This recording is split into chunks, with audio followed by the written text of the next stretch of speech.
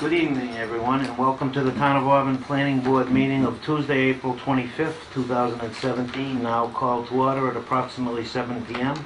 This meeting is being recorded and broadcasted live by Local Access Programming. Is there anyone here in the audience tonight that is recording tonight's meeting? There being none, please rise and join us in a salute to the flag. I pledge allegiance to the flag of the United States of America and to the republic which stands one nation under God, indivisible, with liberty and justice for all.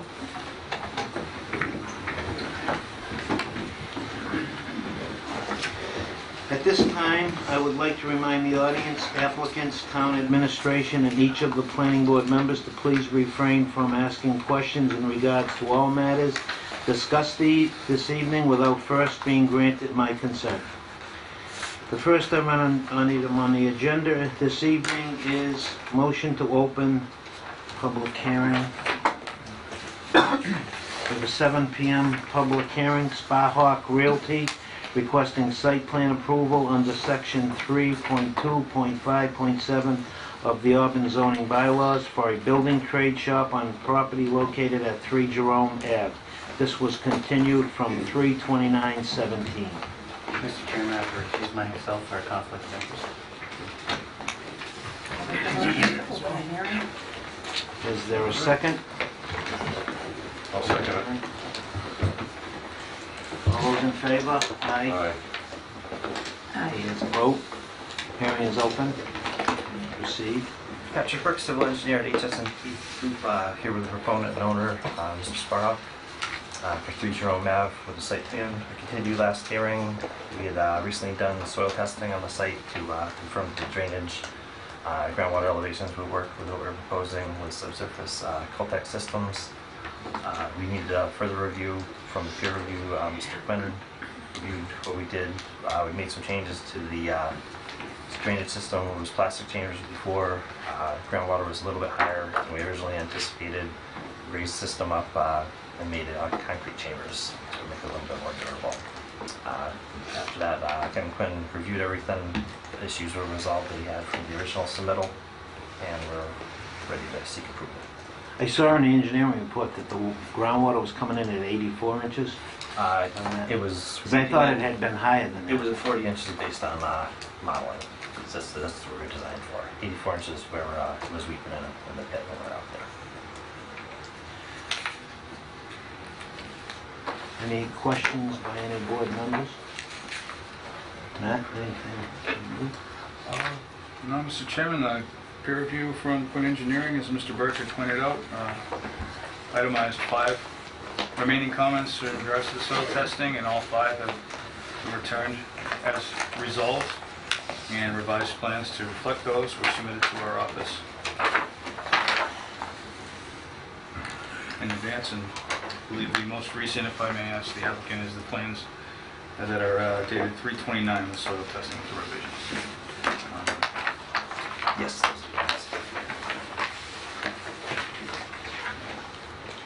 I don't have further comment, Mr. Chairman.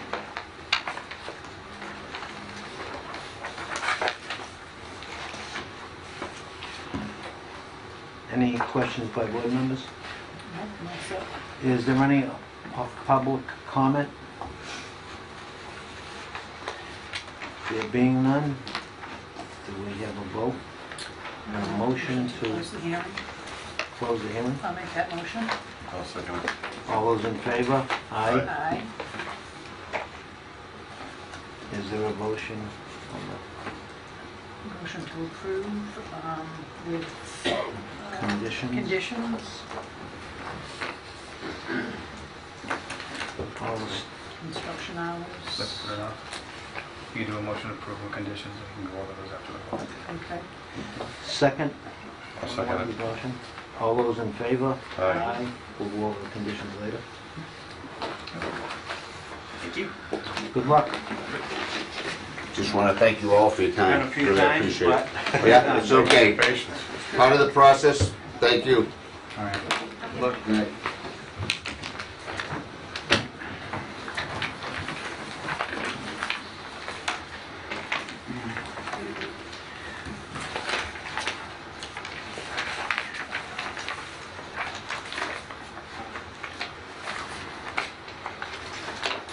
Mr. Chairman, if I may, can we please move off member discussion item number 3? In the interest of, it is still 7:04 p.m. A&R signatures, 2017 for the Registry of Deeds. Just a motion from the members to move the agenda item. I'll make a motion to move the agenda item number 3, then the discussion. I'll second. All those in favor? Aye. Aye. Need a vote? Thank you. So every year, around this time, we usually have to sign the recording of plans for Mass General Law with the Registry of Deeds. The purpose of this is so that the registry can recognize the signatures on A&R plans to know that the majority of the board signing. I don't expect that to change up until June because all of our terms, the members here presently are renewed through 2018, so we can do this now. All we require is completing the Printed form, and printing, signature. signing, and I'll fill in your appointment dates later.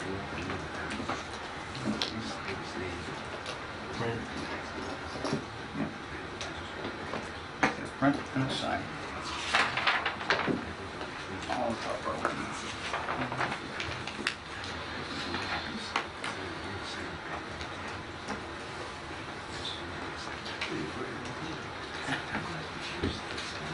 Jason.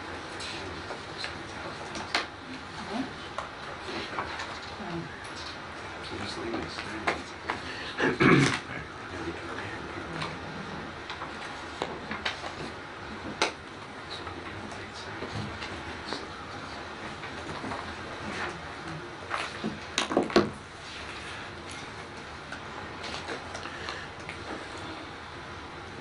One more thing.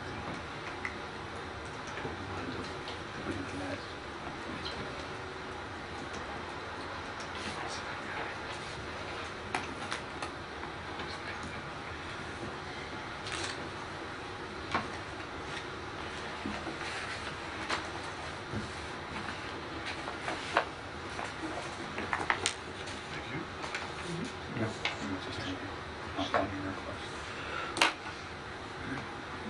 Okay, we can now do the minutes of 2:14. Did everyone get them?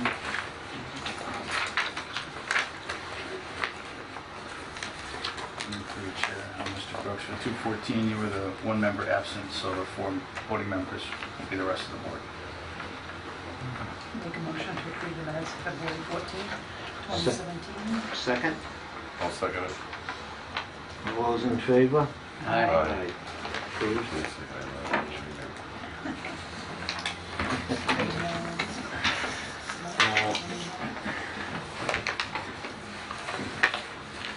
Now we will do the minutes of March 29th. Through the chair, Mr. Chairman, Mr. Faber was absent for the 29th, so the remaining 4 members would vote. Have a motion to accept or any questions? Or- Make a motion to accept the meetings of 3/29/17. Second? I'll second. All those in favor? Aye. Aye. Vote. And now the minutes of April 11th, 2017. 1, 2, 3. Wendy was the only one absent. Correct. Do I have a motion, or are there any questions or changes? Motion to accept the minutes? Second? I'll second it. All those in favor? Aye. Aye. It's approved.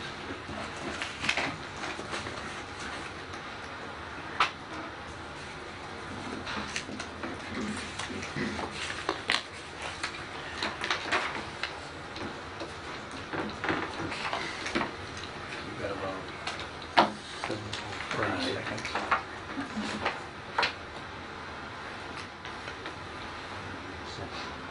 Yeah, but you can. I'm just like second. Yeah.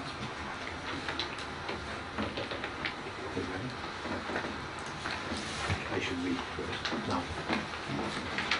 At this time, I will recuse myself from the meeting, and Jason will act as chairman, and I will attend the meeting from the audience as a private resident.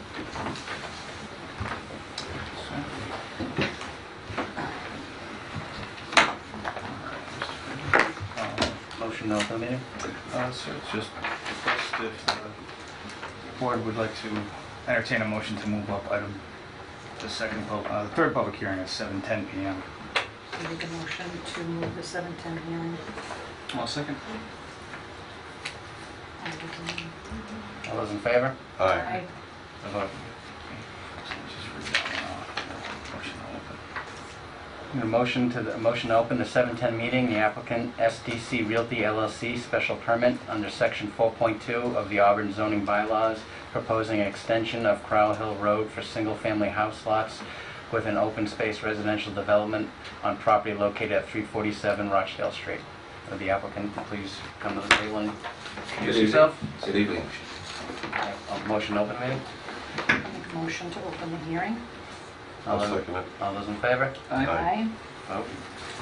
Good evening. My name is Norman Hill. I'm a civil engineer with the Company of Land Planning. I'd like to start by thanking you for being here tonight, volunteering your time. And I'd like to point out that we met with the department heads, various department heads. We had like a technical review committee and worked through a lot of the issues. And my client is willing to tie into town water.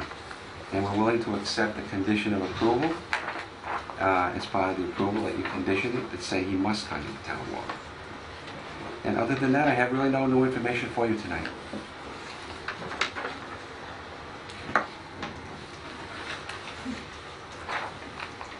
Any kind of comment on that? Mr. Fairweather, I understand that we have met with the town internally on April 10th as at the request of this board and discussed the services for public water and also any of the other concerns that the town departments had, including Board of Health, the Water District, the Building Department, Sewer Commission, Fire Department, Police Department, Engineering Division. I believe that's all. And I guess it's my question to the applicant through the chairman, are any of these items have been addressed or plan to be addressed on a revised edition of the plans? Or do you guys have anything to bring forward in response to any of those memos? Oh, sure. We brought a lot of these out at the last meeting. For example, if the police department was concerned about having their range within 500 feet, which is not allowed unless you have written permission from the property owner. So we've agreed to give them written permission to stay right where they are. There's no need to move the range, no need to disassemble the range. We're very confident we can design a water system to connect to your town water. We'd be doing that as part of the definitive subdivision design. Board of Health was concerned about drilling wells. We're not going to be drilling wells. We're tying to town water. I believe those are the key issues, Matt. Just to the chair, if I may.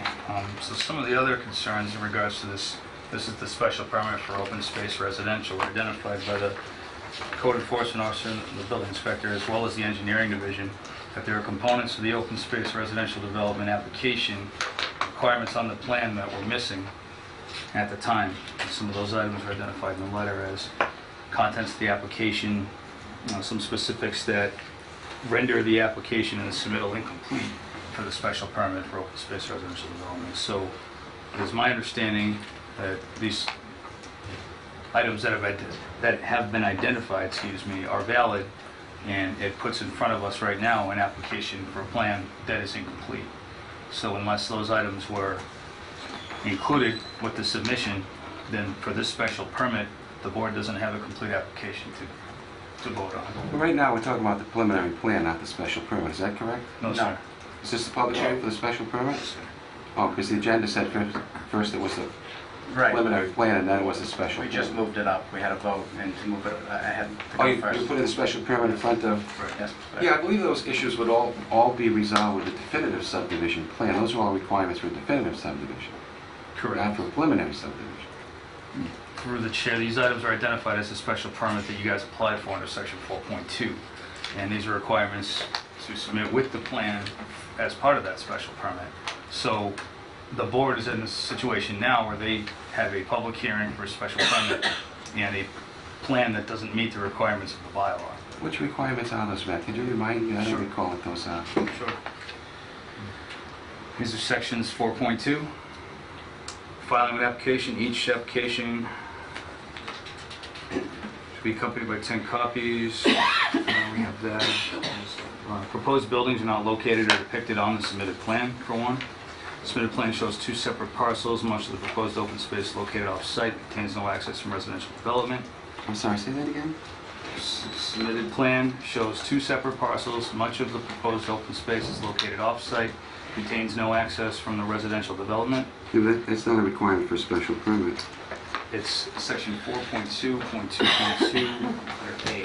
So I sent you a letter regarding that, which one of your other regulations clearly states that you are allowed to have open space on a separate parcel 30 miles away.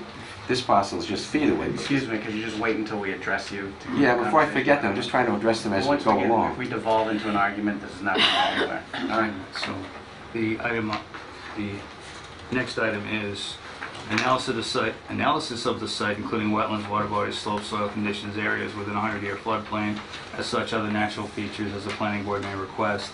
No analysis has been submitted with the application. More information is required for that. A summary listing of possible effects of the development on the town facilities as well as the surrounding area has not been received. No description was submitted for description of the neighborhood in which the tract lies, including utilities and other public facilities, and the impact of the proposed plan. Much of the proposed open space located off-site, we mentioned already, has no direct access from the proposed development. So these items here, as you alluded to, Mr. Hill, are components of the definitive plan, and I don't disagree with you there, but they are components of this special permit in which you guys applied for. So if you guys are looking to pursue a preliminary at this time, the special permit right now before the board is something that is incomplete. May I address those now? Yes. Because I think we've provided all of that with the letters and the information that we've provided. I believe we've answered all of those questions. We gave them the 10 sets. We gave a letter specifically dealing with the open space, some of the open space being on a nearby parcel, which is allowed under your bylaw. We presented the sections of the bylaw that actually permit that. Regarding access to the open space, there is access to the open space. This open space is all accessible. There's 8 acres here, nice high spot for a future town water tank. There's open space all around here. It's accessible off of West Street. There's nothing in the code, in the regulations that says that the people who live on this site must have immediately walking access to the open space. It's totally allowed to have the open space miles away within your own bylaws. And we've sent you information regarding that. Now I've already forgotten what the other points were, but I believe we've addressed them all. Provided you. Well, Matt, how do we deal with an issue where our town people are telling us we don't have this information and the applicant is stating they do?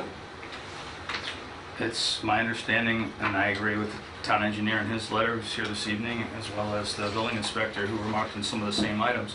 Not to mention that this open space special permit and standard procedure with the planning board is something that would typically go off for peer review, which is a peer review that we haven't done yet. So not only that, but special permits for open space residential development typically require conservation approval prior to our approval. And they're in addition to that, traffic study in case that's something that the board decides that they want to warrant for a 40-unit subdivision. So these are things that the board could consider under this special permit, and it hasn't even been discussed yet. So Well, we've discussed them several times with several meetings. My client's willing to continue this special permit public hearing. We're willing to continue that. We can address this outside of the meeting. I can address all of these issues and try to convince them of how their law reads, but I'm not sure I'll be able to do that. But we're willing to continue, so we're not going to ask you to vote tonight. Because when your consultants are saying to you that it's an incomplete application, we don't expect you to vote on it yet. Through the chair, just if I may, in particular, Mr. Hill, one of the sections refers to section 4.2.2.2.c. A summary of the environmental concerns relating to the proposed plan shall be submitted, and we don't have any, there's no summary of any environmental concerns relative to the project. So considering the environmental sensitivity of this particular area, We feel as though that's something that should be required and is required as part of the open space development. So that section was missing. When Mr. Hill refers to, it specifically allows in the bylaw, the open space to be developed miles away. I think that might be his interpretation, because when I read it, I don't interpret it that way. So I agree, maybe it's something that we did meet on April 10th. Unfortunately, I think the vast majority of the conversation focused on water, because I think that was, at that point, the main concern that the opponent had, and how they were going to adequately have water served.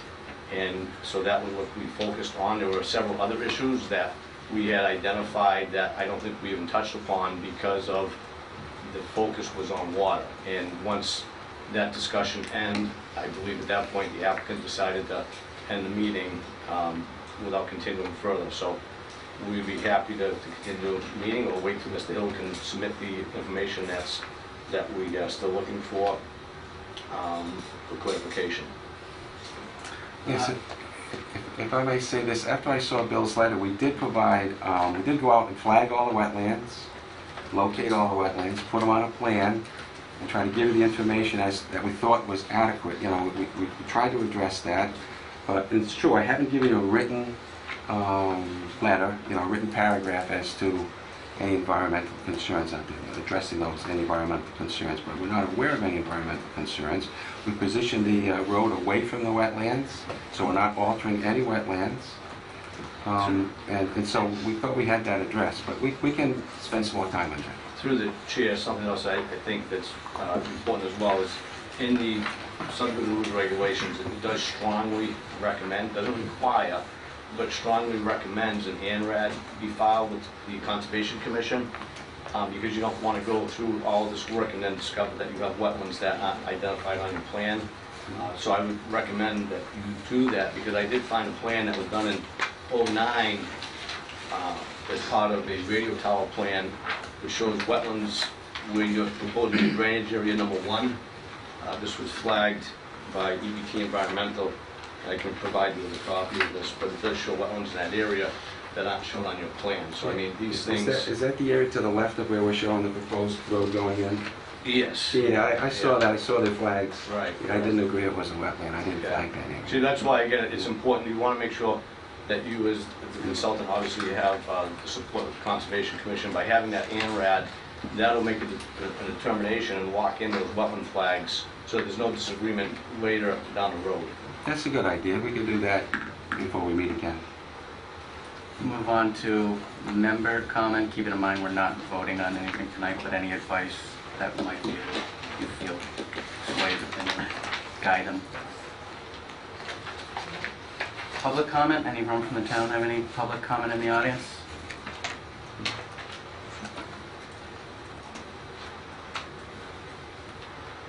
Any final words before we... No, just like to request a continuance so we can address these issues. Mr. Chair, our next meeting is May 9th, and the agenda is currently. So we have a motion to continue the meeting to May 9th at 7 o'clock. I'll make that motion. One second. All those in favor? Aye.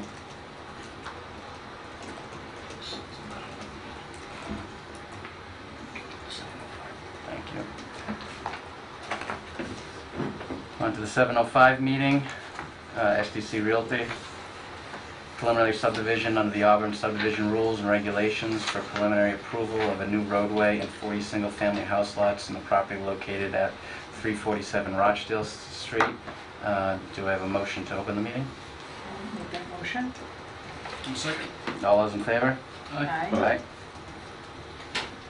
Good evening once again. Yes, I'd like to re-emphasize that my client is willing to hire us to design a connection to town water. And that's the only way he would go forward with this project, is with town water.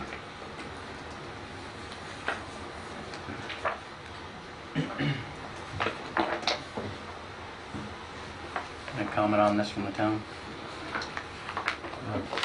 Yes, Mr. Chairman, as the board, the applicant are aware, the town has provided several individual memos in regards to the different aspects of the subdivision, and some of those members are here this evening, as well as superintendent from the water district, and we had some conversations with the applicant as well regarding the water.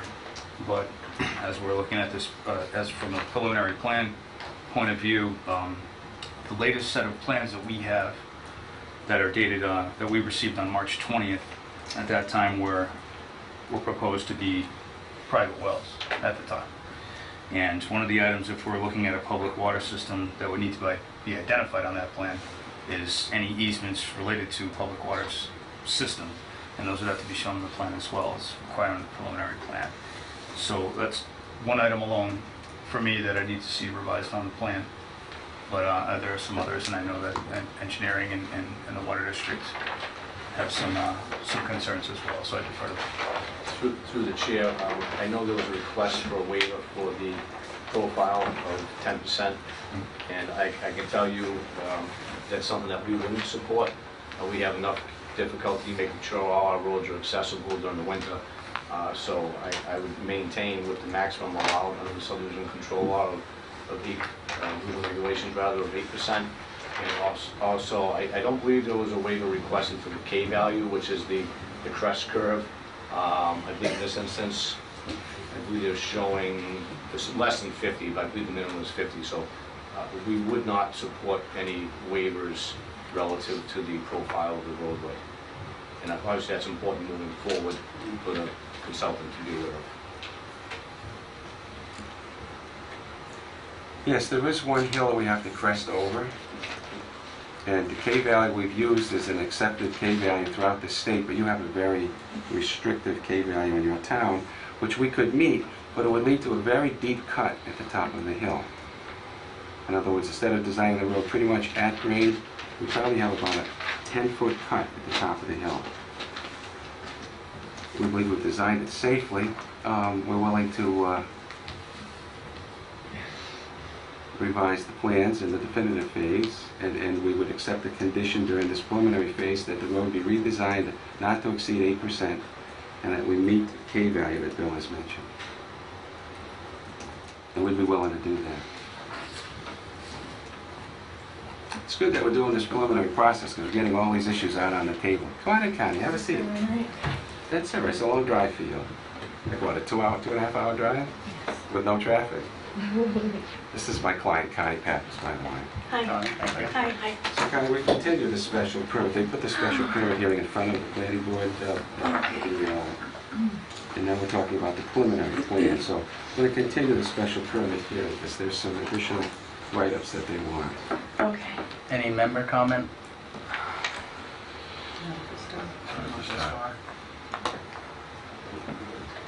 Comments from the town? So for the health department, just the last correspondence, just follow up from Matt's identification. The plan that we have from March 20th notes that the subdivision would be served by private well. And we have some correspondence from Mr. Hill stating that they want to keep the option open, so it's not really clear whether or not they would go with town water only. I think what I'm hearing from Mr. Hill today is that they wouldn't move forward with the project unless it was town water. So we would just want to have that understanding, have something in a revised plan that states town water is what the final decision is. You know, there's been, some options of looking at both. So we just want to have an understanding that it is town water proposed and there's a plan in place for getting that, getting that utility there, because there's so many challenges with the elevation and items that have been identified through the Auburn Water District and DEP requirements. Yes, what you have in front of you is a preliminary plan, just to give you a general concept and a general idea of what we're trying to do going forward. And in my original plans that I've submitted, I've never changed the plans. Original plans and original submission said we would connect the town water. But then when it became apparent that connecting the town water might be too expensive for us to do, I wrote a letter saying that we would put individual wells on each lot. But then it became clear because of the nearby town dump that maybe the substrata has contamination. So I withdrew that letter and submitted a new letter making it clear that we would connect the town water. And this town water main would go up right up the street, right per your regulations.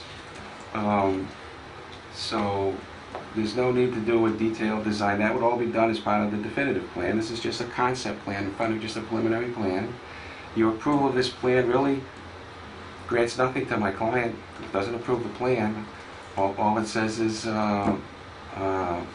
we understand the concept, we've talked about it. It really doesn't approve anything. So, we appreciate we benefit a lot from this process because we've learned a lot about what you're concerned about, and we'll address that when we do the definitive plans.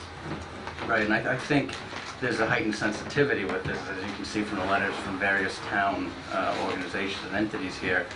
So, not that we're trying to put it through any more rigor than we normally would, but as you're acknowledging, which we agree as well, the whole point of the preliminary process is to make sure you don't get so far down the road where there's a million roadblocks for you to kill at that. And this is not, I think everyone in this room admits, this is not a cut and dry type of property. There's a lot of things to be concerned about. So I think everyone's making sure we're gonna, measure twice and cut once on something like this. I understand. Because these will get expensive really quick for you, and we don't want that either. And so I think it's preliminary, but I think we want to be very thorough on looking at this property. I mean, just off of the comments from the professionals who look at this, not the lay people. I mean, you've seen the letters from the town, just to make sure that it's going to be done correctly. It's a sizable project here. Yes, then, yep, and you'll have a second look at this when the definitive plan comes in. Yeah. Through the chair, one other concern that I just want to reiterate, to make sure that Mr. Hill understands. Our concern is with the shooting range. I know there was some discussion about relocating it. If the shooting range stays where it's currently located, our concern was obviously that no residence be constructed within 500 feet of the shooting range, just because it's against the law to discharge a firearm within 500 feet of a residence. Without written permission. He had indicated that he would provide written permission to do that. I think if he's going to allow permission to discharge within 500 feet, that's something I would want to discuss that with the police chief to see whether or not that would be something that would satisfy the law and satisfy their concerns. Yeah, I read the law, and the law says you can't spy within 500 feet without the written permission of the homeowner. So we would give written permission. So through the chair, if that was acceptable by the police chief, I think that was something that we had something that would have to go in as a deed restriction, as a covenant. Totally acceptable to us. Yeah. Totally acceptable. Yeah.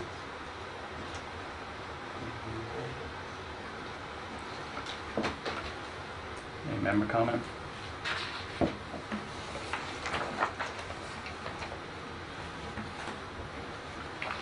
Matt?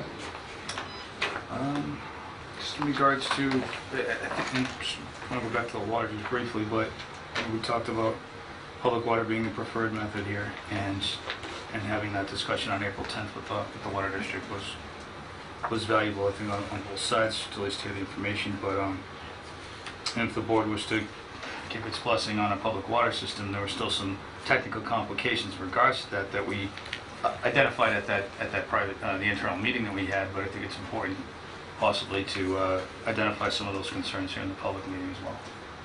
So if, in regards to the public system, I understand the superintendent is here today, and I didn't know if you had any feedback in regards to public water system. Mr. Chair, Yes, sir. Ken Smith from the Auburn Water District. Yes, we met with the applicant on April 10th and explained the situation to him, that this property being so elevated, it is actually above the water, most of the property is above the level of my highest water tank. The water tank generates pressure to serve our customers. Massachusetts Department of Environmental Protection controls how we install water mains, and they have a requirement that all the properties must have 35 pounds of pressure at that residence out in the street. That eliminates older things where you had 20 pounds and have just about water coming out of your shower heads, and it's a mechanism for public health, that if the pressure drops down in the system due to a water main break or a huge fire, that the upper reaches don't go into a negative pressure. It brings in contaminants and everything else. So it's a health issue that they've set that standard. This area, no different than the property across the street, which was a previous proposed subdivision up there on the Leicester side. It's almost mirrored elevation.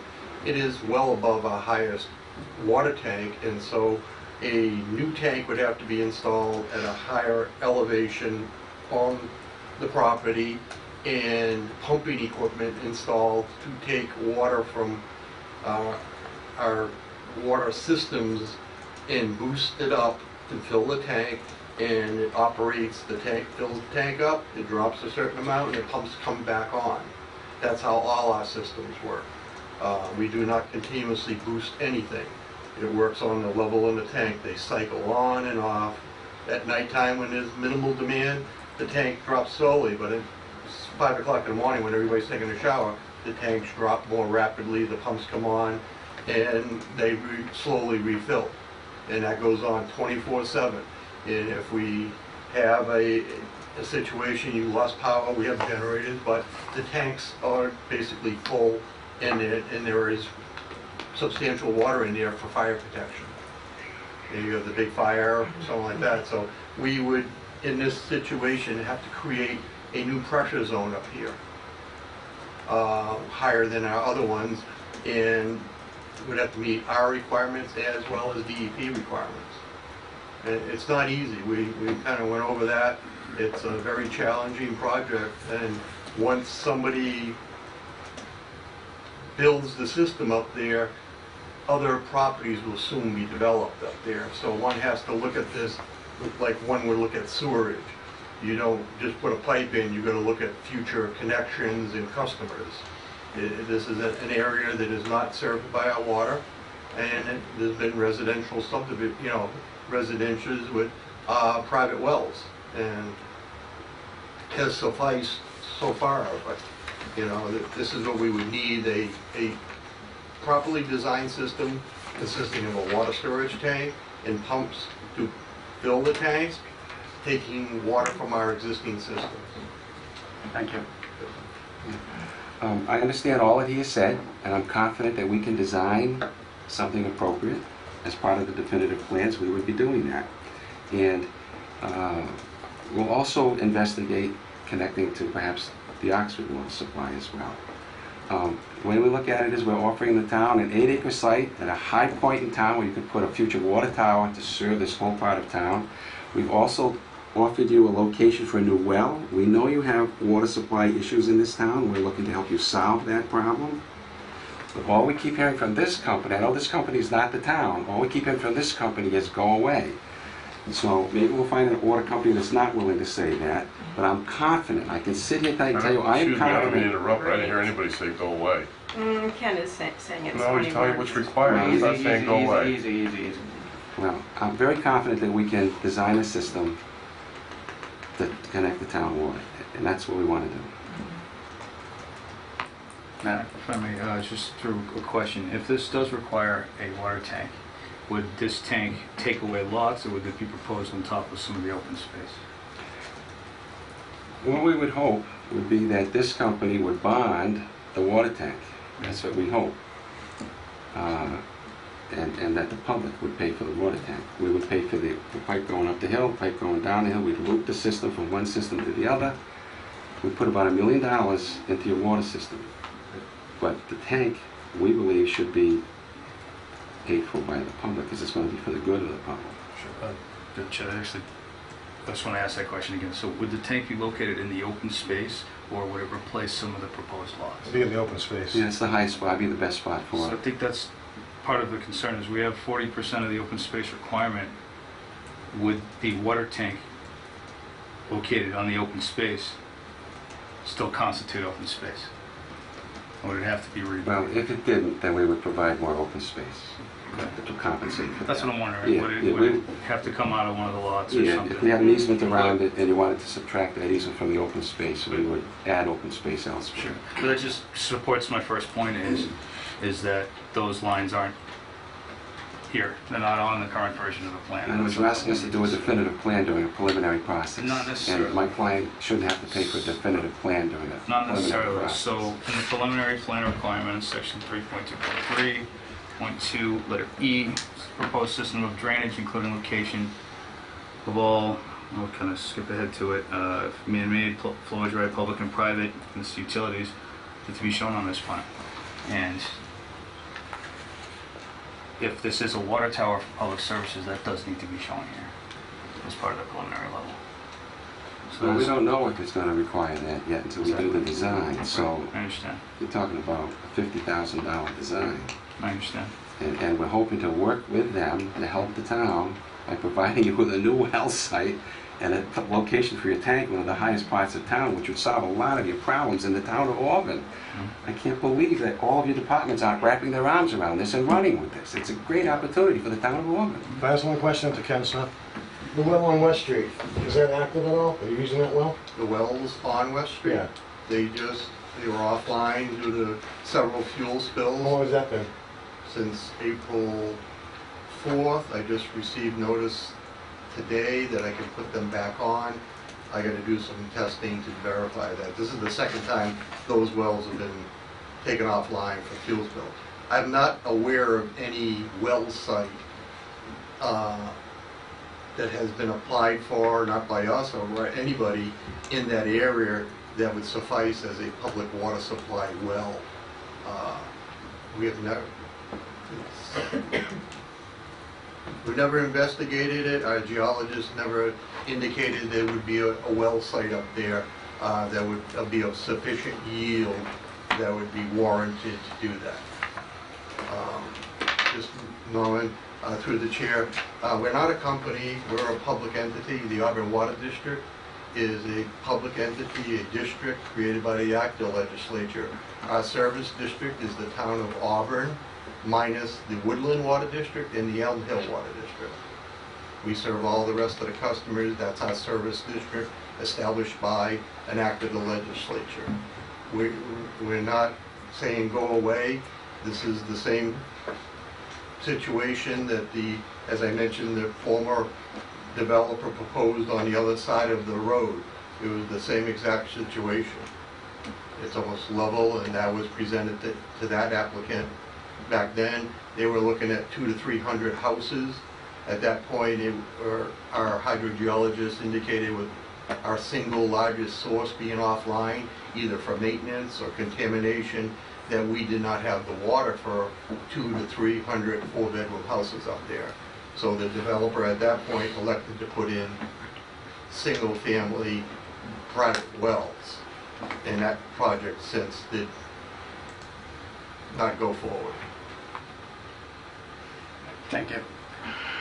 Yeah, I understand your concern, but I think that also highlights the issue that we're in here, with the planning board. It's a lay board here, and as you're pointing out, it is all these town entities, the professionals, that seem to have a lot of issues with this. So it's very hard for us to sit in a situation relying on people who this is their daily life. Right, but you're being pressured by these Not people in what the it is. departments, and you can't even do No, he's- your duty. No, I understand what he's saying. You gotta let me. Yeah, what he's finish saying, the what he's thoughts saying to go makes through it. sense. What you're saying makes sense. I appreciate what you're saying. Exactly, and then we put a lot of weight on that, because I don't think these people take their jobs that lightly as well. I understand it's tough, there's precedence up there. That's the concern. I understand where you're coming from on that, but it's really hard to, kind of ignore the So concern. all I'm encouraging you to consider doing is keep this discussion going, keep the dialogue going. Let us work towards a water solution that will help your town in the long run, help your town a lot. I just drove by the water department and it says there's a water ban on right now in the spring. Who has a water ban in the spring? Nobody. Most towns have it right now with businesses. It's a serious situation, as you're all aware of, and if we can continue this dialogue, maybe we can work towards a new well site and a new water tank, both of which would be tremendous help to the town, let alone the looping of the water main from West Street to Rochdale Street, which will help the fire department. So there's a lot of things here to benefit the town of Auburn, and as this board sits, just lay people, I know I'm pressing some buttons here that you're thinking to yourself, this might be good for the town of Auburn. And your vote tonight, when you vote If you vote yes tonight, it doesn't firm up anything. It just keeps the dialogue going. We don't get a permit to build anything. Matt, any more comment? I'd kind of defer to the town engineer, who I believe referenced some of his points already as to the missing components of preliminary plan, but if he had any other items or wanted to reinforce anything that was discussed earlier. For the preliminary plan, I think the only other one Matt, you, I think, spoke of is just the easement for the water tower, because the easements are required to be shown. And then obviously, as we talked about, the profile of the roadway. The ANRAD. What's that? And the ANRAD. It's, The ANRAD with the Conservation Commission. And I think there should be more discussion. I think that the issue relative to your, I know that the hearing was closed on the open space development, but just to point out, there is still, we should still have some dialogue on how you're proceeding with the preliminary plan, because I think the two lots together, I think at some point needs to be decided whether or not they can be looked at as one, because they are separate lots only connected by an individual point, so you can't technically walk from one to the other, so it's something that we need to continue discussion on. So there are a lot of issues, a lot of concerns that we all have. I think as the chairman indicated, we all do take our jobs seriously, and we want to do what's in the best interest of the town, and obviously want to work with the property owners as well, because everybody has a right to develop their property, but we do want to make sure that it's done in the best way for everybody. Thank you. I have a question. If we were to not use the water, the Auburn water, is there some kind of procedure that we need for approval to connect Oxford water or another town's water to that site?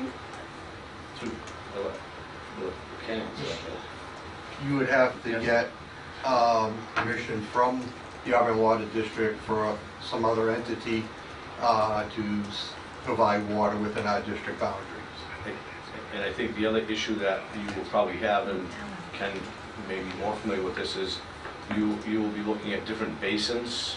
So you'll be drawing water from the French River Basin. Which is just to the west. Right, so DEP looks at all these issues or concerns, and then discharging it to the Blackstone Water River Basin. So essentially, you're pulling water out of one basin and discharging it into a different one. And they typically like to see you draw water from one basin and discharge in the same basin. So I think Yeah, Oxford is, just for example, that's in the French River, a lot of it's in the French River Basin. Auburn is mostly in the Blackstone River Basin. Interbasin transfer is a huge thing. But I just, it's not an easy process. who decides on that? It's the state. Excuse me, you just direct questions through me so we can Oh. kind of keep it going. I'm We sorry. can have these conversations actually outside of this meeting as well, because it's pretty free form where I think where this is going to go, and we don't want to keep that in the meeting. But you can address it much more effectively, Thank you. outside of the meeting. So what should we be looking for here? and some board would like to proceed, member comment. Any more comments? I think, based on what's been said, we need to see a lot more on the plans. To just say, let's go ahead on a subdivision and definitive at this point. Where you guys are spending a lot more money where we have these concerns, I think is just not good for anybody here. So I make a motion to continue the hearing. I'll second it. We don't want to continue, do I don't know. Oh, we? We don't want to continue. We'd rather have a vote tonight. they can do that. We'd rather have a vote tonight. I don't know. I don't know. This is not my profession. Do you want to pay me another $30,000, $40,000 to answer these questions? We don't have it, just, Ron, what is your name? No, this is Ron, right? Is it Ron? What is your name? Jason. Jason. Mhm. So Jason, just so that's right. that you and everybody here knows what we're doing, we don't have the funds to pay for anything else. We're trying to get some kind of approval so that we can possibly find a buyer. Mhm. It's a pretty serious situation. I'm sorry, I don't mean to be emotional, sorry.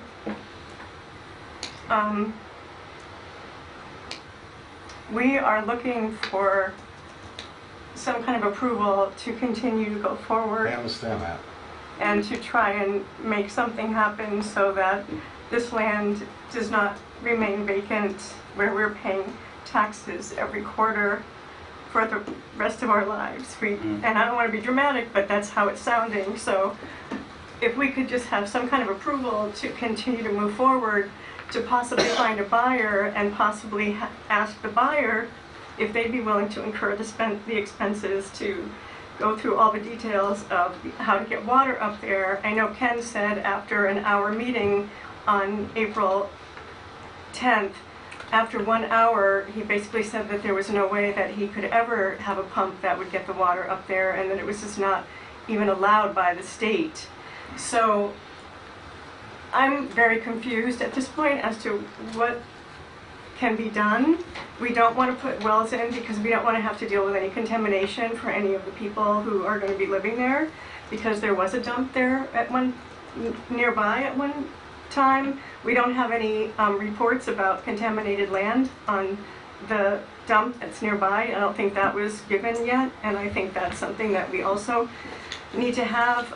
We're not in a position to pay Norman anything else. I don't know what, how we move forward. But I'm just asking for some sort of approval to explore this so that we can move forward in some way and have some sort of development.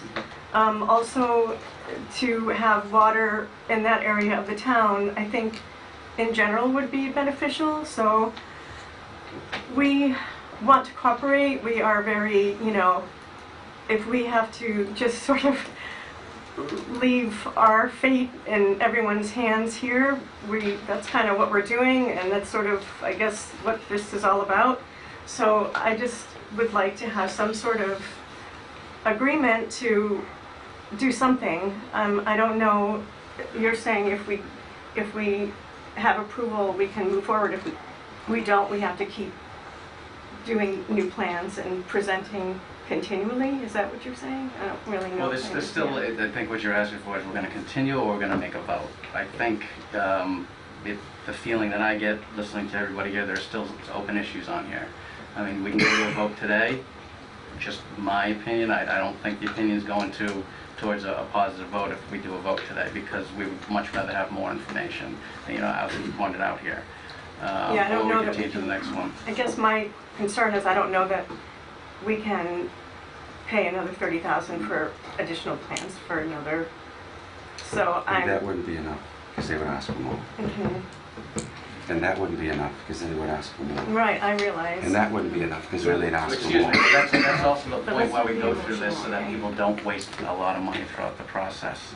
I mean, I think you're hearing it from everybody so far, and you heard it in the last 2 or 3 meetings. We're trying to kind of guide the process to this level. If we're going to keep asking for more, and there are still open issues. The reports are not up to the standards that I think people have asked for throughout this process. Now, we can disagree on that, but everything that I read from one source, multiple sources, is not up to the code that we would expect on a property this difficult.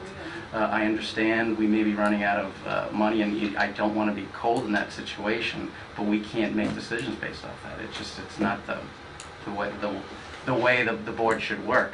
So I think you're either going to ask us for a vote to continue this, or we're going to vote on it.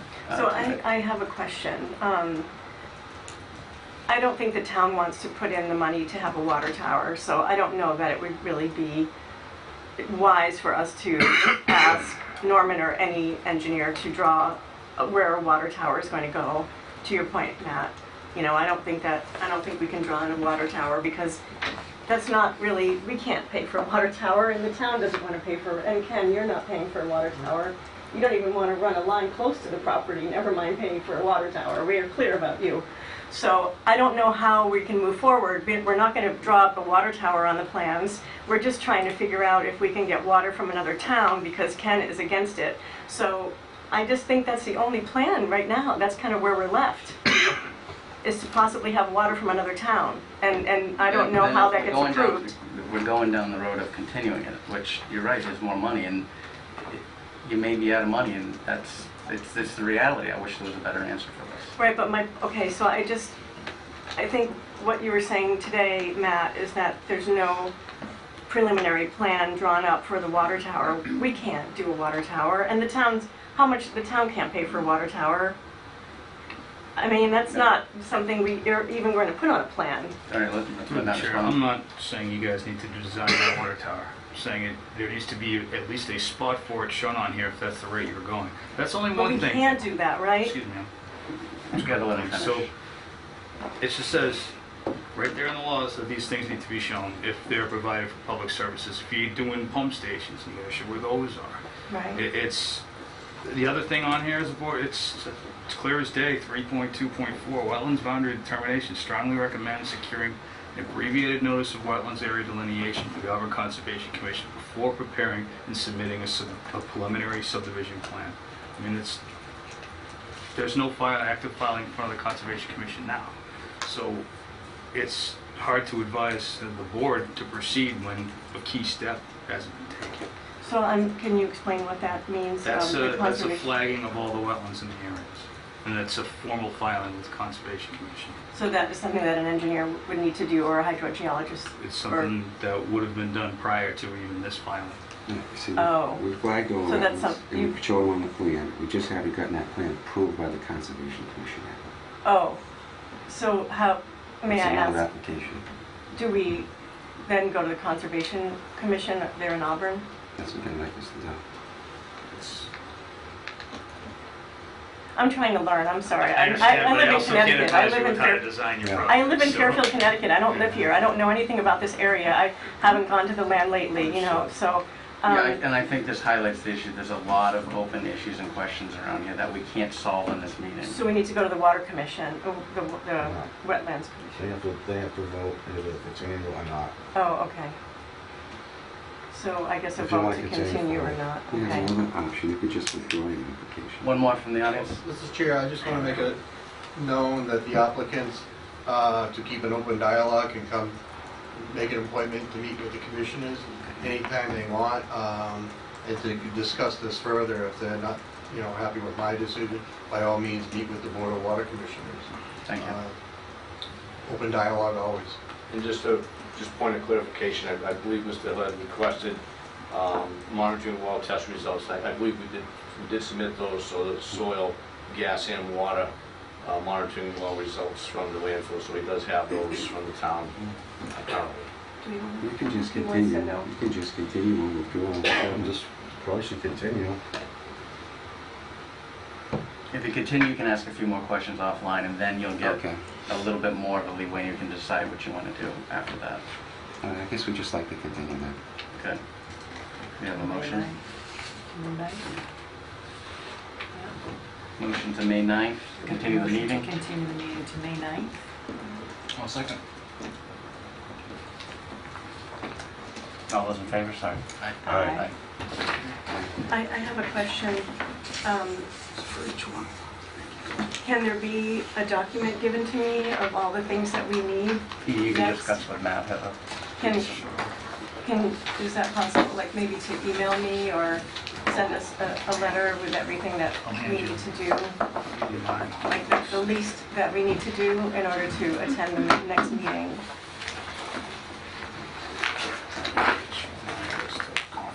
Including, I'll gladly provide you with some. okay, including any information about water from other towns, maybe another opinion? No? I Oh, can't okay. design your project. No, I didn't actually Yeah. design, I just thought maybe there was information. Yeah, I can give you public info, but as far as research and No, I'm not asking that. so it's... No, Matt, I'm not asking that at all. Understood. I'm just asking just to find out like how we proceed to gather information. In addition to what Ken has said, that what he said no to about not having water because it goes to a different Thank you sewer. very much. I'd certainly encourage a meeting with the water commissioners, because they're the voting authority for them, but, I mean, Okay. you can always watch the videos of stuff you missed before you got here that we discussed, and the memos that we've received from all the town departments, there's line items in there and things that need to be on the plans and such, so it's just things like that, prepared to have them addressed, whether they're shown on the plan or at least address them in some manner. Okay, could you, is it possible to send me I'll forward the information? Because I information, also yeah. thought, I was told the meeting was at 7:30. I'll forward you what we have. I can do that. Do you have my email address? I have both of theirs at least. so- Yeah, I don't think that you have mine. All right, I'll forward it to you. thank you. You're gonna forward it to him? Yeah, let's go send it again, I'll forward it to you. I can do that. I'll forward your email. You know what, to I just want I'll it forwarded to me. Because I don't know that we can pay you anymore, so I need it forwarded. Could you send it to me? Here's his email. I'm sorry, I'm really Please. sorry. I'll send it to Dave. I have it. Sorry that I'm a little sad. Sorry. Okay. So you just get a little email. No, I don't. Thank you. Call your umbrella. Thank you, everybody. Thank you. For good cooperation. Just want to announce, Mr. Brooks is Mr. Chair. What's he doing? I'll resume the position as chair. Mr. Brooks will resume his position as chair, thankfully. Can you get up here quicker? Move it.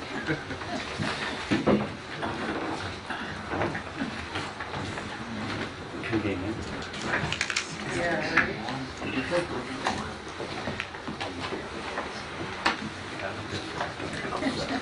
She's calling me, Ron. I can tell.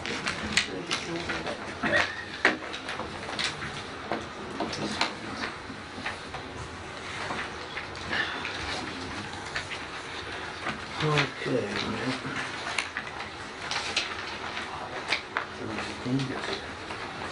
Okay, we'll now open a public hearing. The applicant is O'Reilly Auto Enterprises LLC, requesting site plan approval under section 9.4.1 of the Auburn zoning bylaws for the demolition of an existing building and new construction of a retail store on property located at 700 Southbridge Street. This was continued from April 11th, 2017. Hi again, Josh Swirling with Polar Engineering.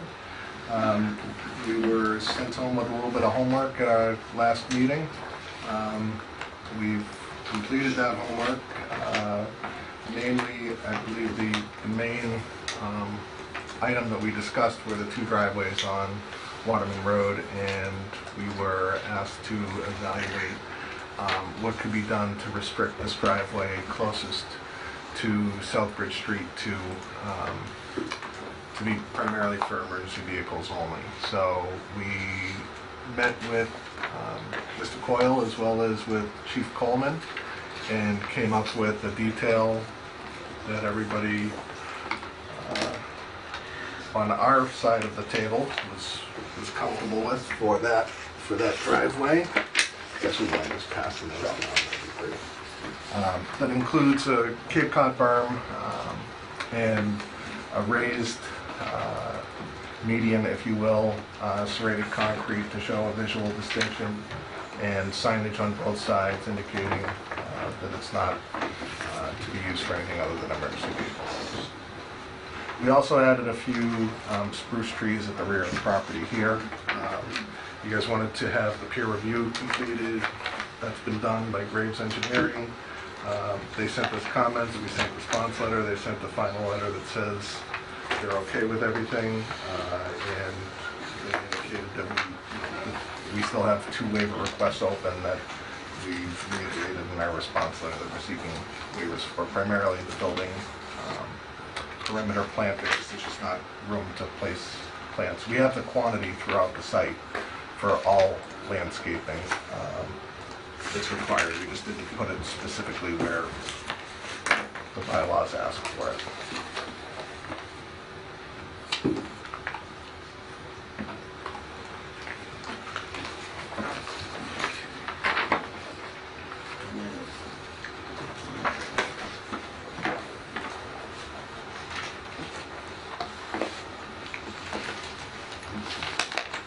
You guys might appreciate the speed round tonight.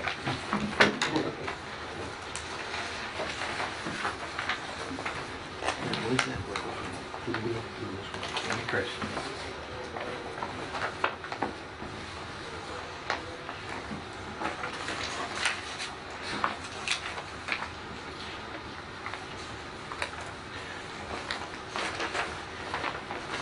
We have a letter from Graves. Is that peer review?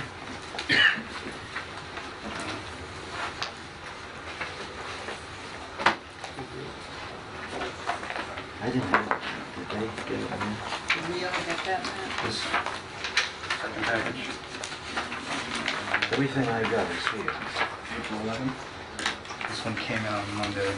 I put it on the e-packet, but I might not have printed them all. I didn't get it either. We're gonna review it. If you'd like, it's usually customary, Mr. Chairman, for the applicant to just go through the items. Yeah. So they want to do. But I can provide an overview anyways. Why don't you say what you want? If I may. So with just through the process, peer review was done by Graves Engineering. First review came in on April 11th, which was coincidentally the day of one of our meetings. And the applicant was very responsive and gave us revised plans as of April 14th, received by our office on Tuesday the 18th. Yesterday, Graves Engineering provided us with a follow-up review as part of their scope, and listed the same 17 comments that they had the first time around, and each of the items recognizes acknowledgement that the changes have been made and Graves' satisfaction with those changes. It's a kind of a summary of the items, but acknowledgement across the board on the remaining items. Should we read through them all? That's up to you, Mr. Chairman. I just have a question about the requesting the waiver on the landscape. How do we address that? They'll be done after the close of the hearing. We address waivers before rendering a decision. Okay. You can discuss them now if there's something that you have concerns about, and perhaps changes can be made, but it's up to you guys. What waivers were requested? To do with the landscaping, Placement of trees. placement of the trees. In the building foundation plantings.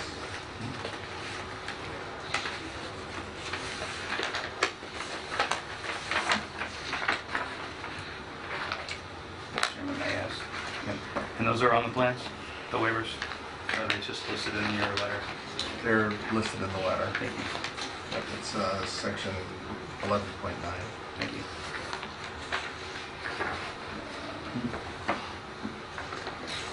Okay, that's comment number 7.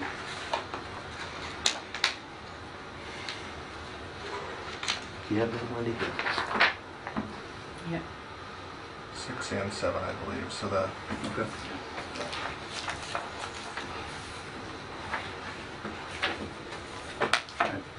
If I may, Mr. Chairman. Part of the reason for requesting the waiver for item 6 has to do with the, we'll call it frontage on Waterman Road, or Lecter Road, yes. and the variance that was received for the frontage requirement for the building location. Correct, that was granted last week. Yes. Or actually, that was granted, the variances were granted several months ago. The special permit was for the use within the Aquifer Protection District was granted last week. We made 2 trips to the ZBA. So what they are is a landscape of 1 canopy tree for every 50 linear feet, abutting a public road right away. And the other one is the types of plantings, foundation plantings provided along the front of the building with a minimum of 1 ornamental tree and 6 shrubs per 30 linear feet of building frontage. That's section 11.52.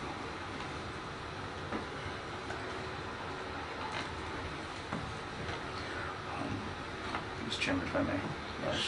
Yes. Ask the applicant, could you go through the plantings that you proposed as an alternative to the waivers? Yeah, so the our landscape schedule on a landscape plan has an outline of what's the sections and compares the section requirement to what's proposed, and on that table it demonstrates that we do have the required quantity.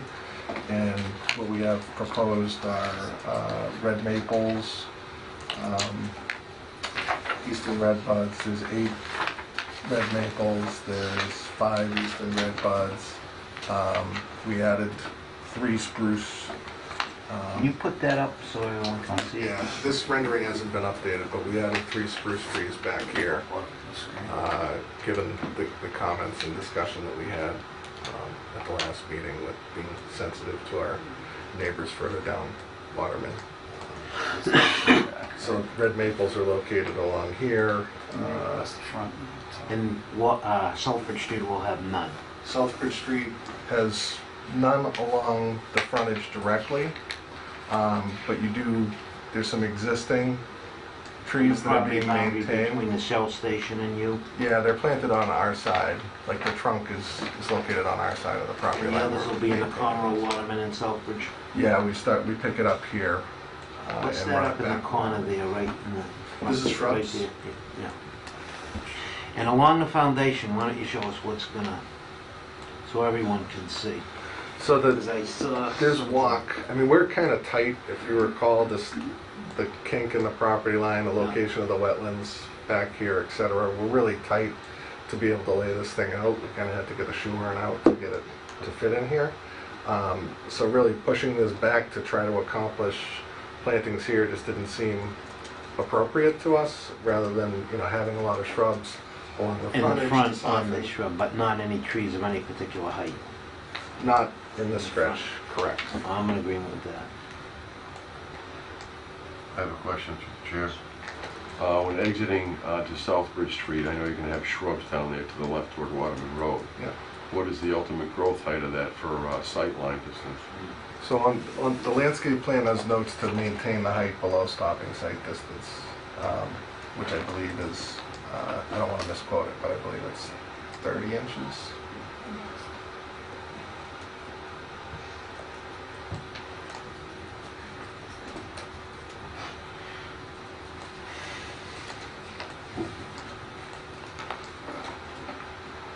Yes, ma'am. No, I just wanted to go back behind the building to kind of describe the plantings around the proposed dumpster.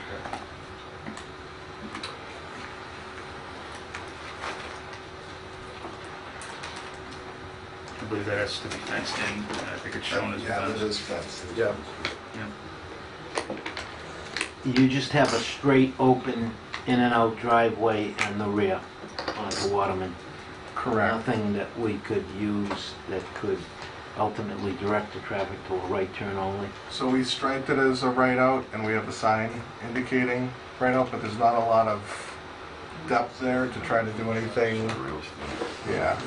I mean, I think, as we talked last time, that's really going to be limited to employees and deliveries. Customers, I wouldn't envision getting back there. And where O'Reilly owns its own trucks, they can specifically direct their truck drivers to not use Waterman. And that would certainly be, an acceptable condition. To have that be right out.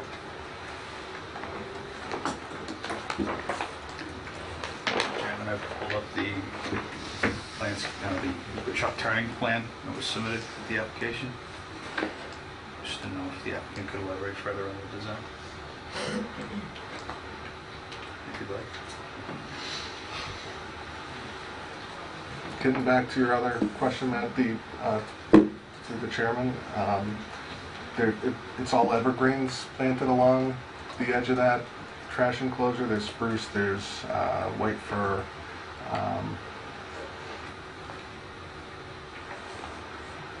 and then the larger one are the red maples there. So it'll do a good job of, with the shrubs as well. It's going to do a good job of having some low story and high story evergreens that are going to, not the red maple obviously, but the firs, the spruce.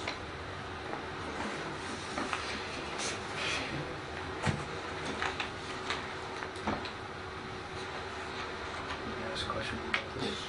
So, these turning designs, what size truck is this designed for? The box truck wouldn't be a trailer truck. It's a box truck, yeah. Probably 45 foot. I believe it's an SU-40 that we modeled. Chairman, I believe last meeting you mentioned that you guys don't have a large tractor trailer that would be doing deliveries here, or that wouldn't be the case, or? Correct. Right, they have flexibility in which trucks deliver to which locations. They agreed that they would restrict this one to the smaller trucks. One other thing that came up recently. Sorry, you guys had provided us with some information on a study that was done to show sight distance. Yeah, I believe it's 70 feet greater than what's required for stop and sight distance when you look left. If you have the driveway where it is, then the sight distance was good, I went there. Yeah. If you had it, if you move it way down towards the end, then it changes, and you don't have, it probably cuts it in half.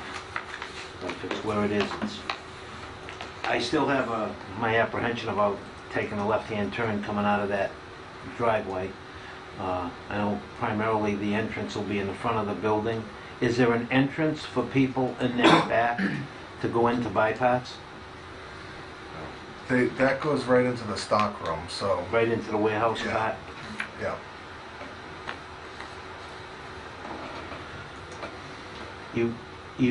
As you look out that entrance, your left-hand radius swings out. I mean, is there any way you can direct them, or just direct them to right turn only? Coming out, right? Right there, about on the left-hand side where the radius is, right there. No, the left-hand curb. Yeah, Oh, I got you. yeah, right there. Can you cut that the other way so it just helps them pair? Can you direct that? Well, we want to let folks enter as well. Well, if they're entering from, You know, both directions. I mean, if you have people that live down there, you know, that yeah, are but they working shouldn't be here. entering into that driveway anyways, is what we're saying. The entrance would be in the front for the people that are buying parts. I'm saying an employee, Right. you know, you might have employees that are taking a right in off of Waterman.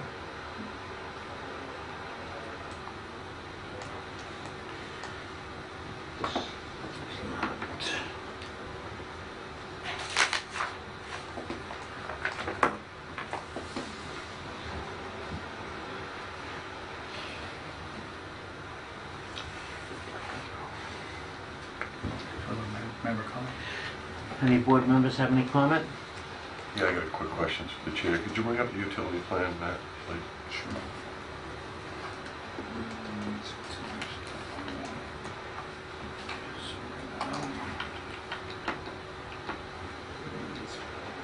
C 4.1.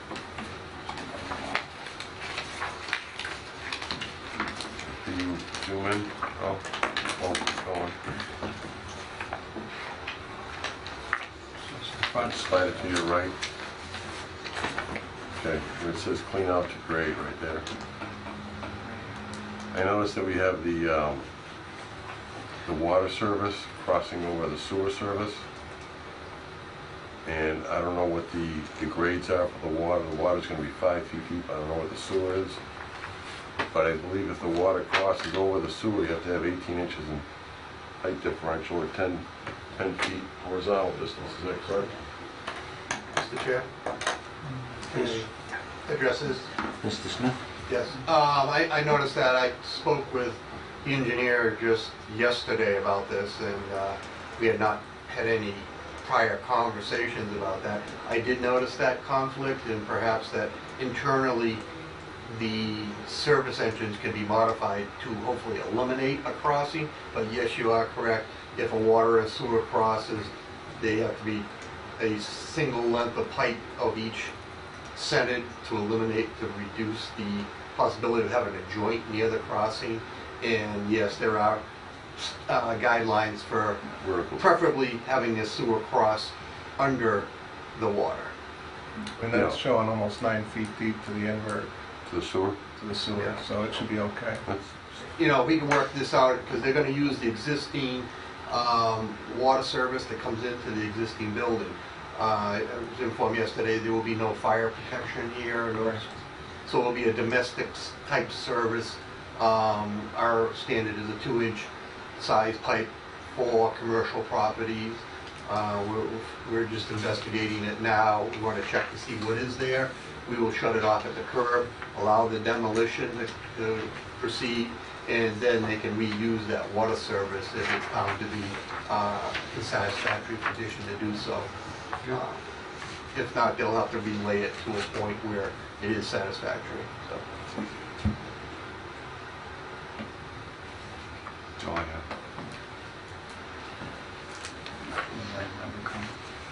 You have an amendment comment? Everybody, no, all the others did not get the Graves letter, right? Right. So there's no way to comment on that. I sent them via email and also in the e-packet. They came in- Everything was acknowledged. Just came in yesterday, yeah. Yep. I do have one point to make, just because your associate, Mr. Myron? Myron, yeah. Thank you, Myron. Just wanted me to point out that we had received 2 emails recently, one from the fire department that, excuse me, just kind of gave an email to confirm that they've reviewed the plans and they're acceptable to the fire rescue. They also said the addition of the scored concrete instead of a solid berm addresses their concerns about access issues. It's regarding to the entrance here, while reducing damage to vehicles. So they were satisfied with that design, the fire department. You're satisfied with that, Bill? Yes, that's, when we met last week, I believe it was, what we had discussed and mutually agreed upon. So you think do you think we need to have a condition in there that says that if that's abused and we find that people are going in and out that we would have to gate it? Through the chair, that's an option. I think it's something that Should we have it in the conditions in case as a it does condition, happen? it wouldn't hurt to have it as a condition. I think that's something that if it's abused, obviously it's going to be something difficult to control by the business owner, by residents who try to come in that area. When you talked about, there's going to be, I believe, 4 signs, 2 in each direction, do not enter, the emergency exit only, there's going to be a berm across the front of it, scored cement concrete. There is the potential that it could be used by some people, pickup trucks may ignore it. You know, there's always people out there who abuse things, so I think that's something the board could consider. I mean, I'd just like to see a condition that says we put a gate. We have the right to request them to put it if it becomes an abused situation. Mr. Chairman, would you want to have the conditions say that the applicant would work with the town engineer and the fire department to come up with an amicable solution to further prevent use of that for anything other than, I just know that the fire, in fairness to the chief, I know he didn't, Right. he wasn't crazy about a That's gate fine with idea. me. There's probably some other It's up to solution. the other members of the board also. Through the chair, I would think if you put a gate there, and if it wasn't an automatic gate, and when the fire department gets there, the guy's gotta get out and unlock the gate, swing it open, you just lost 5 minutes of critical time. He's talking about some other amicable situation that they could come up with if they find that it's not, Yeah. it wouldn't be a gate and require a key and all of that. We reserve the right to further review. It shouldn't be abused. That's fair. Sure. I just want to echo what Mr. Krell said. That's something that's going to be very difficult for this board to enforce, one way or not, without enforcement abilities for that matter. And this would be the decision rendered, the business open, and then several years down the road when this thing wears down over time, the board's not, could be, I mean, if we're going to go back to a condition for something that's already built. I don't know how enforceable that is. So, If it's Well, not used, it shouldn't wear down. yeah, it's more something that you might want to consider recommending to like the building official as part of Through the chair, permitting or something. I mean, I think having some language in a condition probably doesn't hurt Sure. to give some authority in the future. I don't know what the solution would be. I don't know if a gate would be the solution, whether or not stanchions, which are not aesthetically pleasing, but people if they were black or something where people would be less apt to drive over them because they don't want to damage their vehicle. There's always other options. So I think having a condition in the approval leaves the door open to make it something that you probably more easily enforce, because it is difficult to enforce.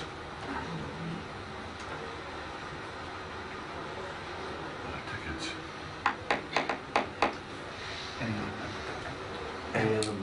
members have any comment?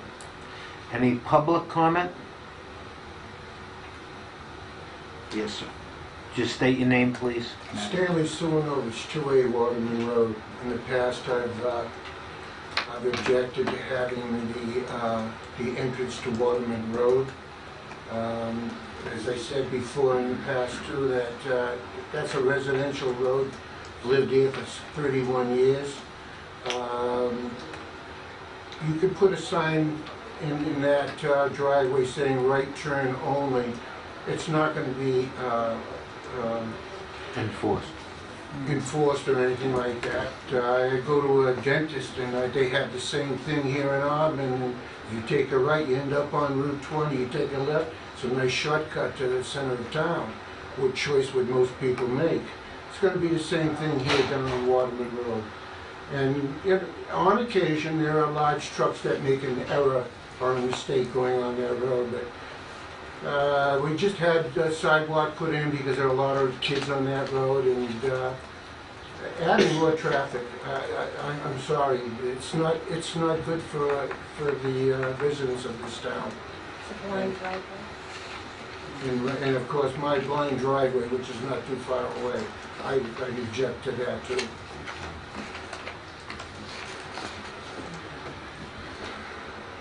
At the last meeting, Mr. Chairman, I had presented the anticipated traffic volumes for the auto store. I don't have them handy in front of me right now, but it's a very benign use in terms of traffic generation. Speak up a little bit because they're indicating they can't hear you. Sure. So an auto parts store is a very benign use in terms of traffic generation, and particularly where that rear driveway is limited to essentially employees and delivery vehicles. I can't imagine that there's going to be a lot of use of it in any given day or hour. So I think unless it's an employee that lives or is going, potentially somewhere else as they're leaving, there may be, a car or a couple of cars that take a left because they live in that direction. And it's limited to employees. I think you would see that if an employee was leaving another one of the buildings, along this section, if they were heading home. I asked Matt if we could condition it to employee parking. I believe, Mr. Chairman, that's what's proposed now. All parking spaces are allocated as employee parking. Could be mistaken. That would be the approved plan. Yeah, that is on the plan. And there is, sorry, through the chair, with a right turn only sign mounted below the stop sign. And is there any specific reference to trucks? And it's right turn only, but sometimes, obviously it's more like the cars that'll go left. Any trucks, in my opinion, seem like they're gonna go right because that's where both the highway entrances are. Yeah. But you never know where things come from. Yes, sir. Stanley Sulinovich again. I mentioned deliveries.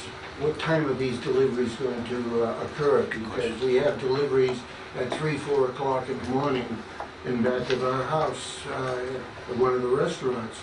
And of course, for years, with the whole town's been having trouble with garbage pickup. Is there going to be anything like that, like 5 o'clock, 4 o'clock in the morning, somebody picking it up? We can condition that.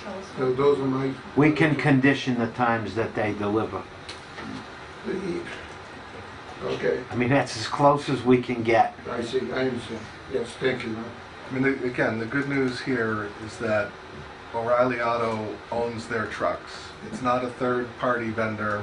They have a lot more. If you guys put a condition in there, it's going to be, We're going to. yeah, it's going to be given to the operations people, and they're going to know that those are the rules. Thank you. Thank you. Is there any other public comment? That's Florence Simonovich. That's fine and dandy as long as Riley Auto still owns it. Everything, a lot of things come and go fast in this town. Matt, when they come back, Just like I said with the fruit stand, when they built it, we were guaranteed there was not going to be a cut. So see the now that's guarantees gone, come and go. and the sound, and the other place is gone, but these guys had to come home, to come back in with a new site plan approval. request for site plan approval. So someone else would probably have to come, especially unless they were doing exactly the same thing. Exactly, that's correct. If Unless- someone else bought this property later and they were doing anything other than the auto parts, they would have to come back, such as these people are now, to request what they were gonna do. And I can see that on the weekends, this is gonna be a good place for the kids after it's closed to do their skateboarding, especially with that little lump right there at the corner of Southbridge Street and Waterman Road. Well, it's not gonna, it's gonna be, Bill, show her what the cut looks like. School cement It's not one for Well, I think it'll skateboard. be fun for them. Oh, Well, they might. destroy the wheels. I bet. For Rigid. the BMXing and stuff, It's oh gonna yeah. be ridged, Yeah. no half pipe. Those concrete.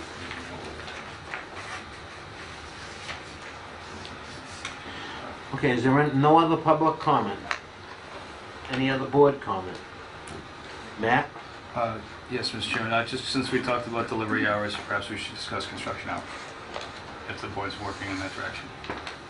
Construction hours?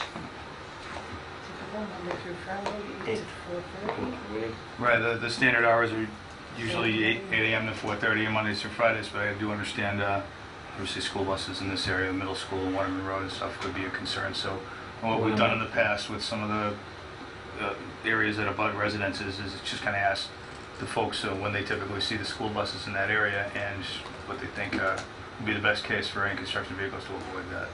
Are they gone by 8:30 usually, the school buses? Should be. Okay, so we'll make it 8:30 to 4:30. Is that okay? 35. 8:30 to 5. And on Saturdays, It's usually 8:30 to noon. 8:30 to noon. No Sundays or holidays. Yes, sir. I would like to ask if there could be a provision about setting the lights in a direction away from... They can't direct the light on anybody else's property. It has to be 0-foot candles emanating off of the property at the property line. Is that right? I appreciate it. Thank you. Correct. They're all LED downward directed lights. Would be fun, yeah. In fact, I believe you said a lighting plan also. So put on 8:30 to 5, 8:30 to noon.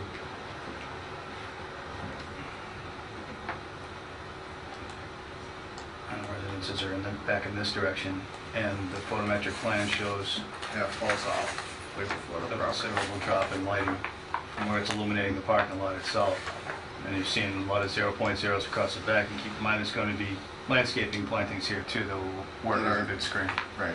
So it's essentially 0 at the property line. That's correct. Spill over to the business districts isn't necessarily the concern that we're trying to protect. It's mostly this area, and I'm pleased to see that it's 0 in the back where the residences are. Good question, though. East and north.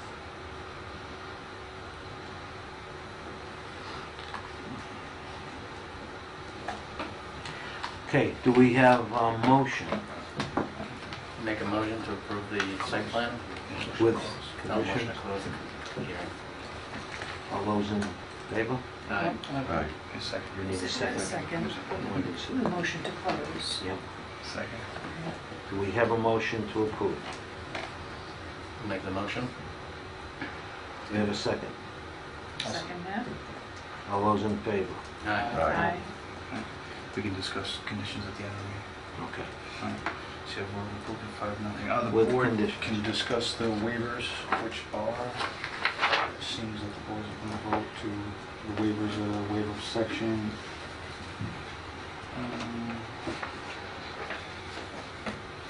me make sure I have this right.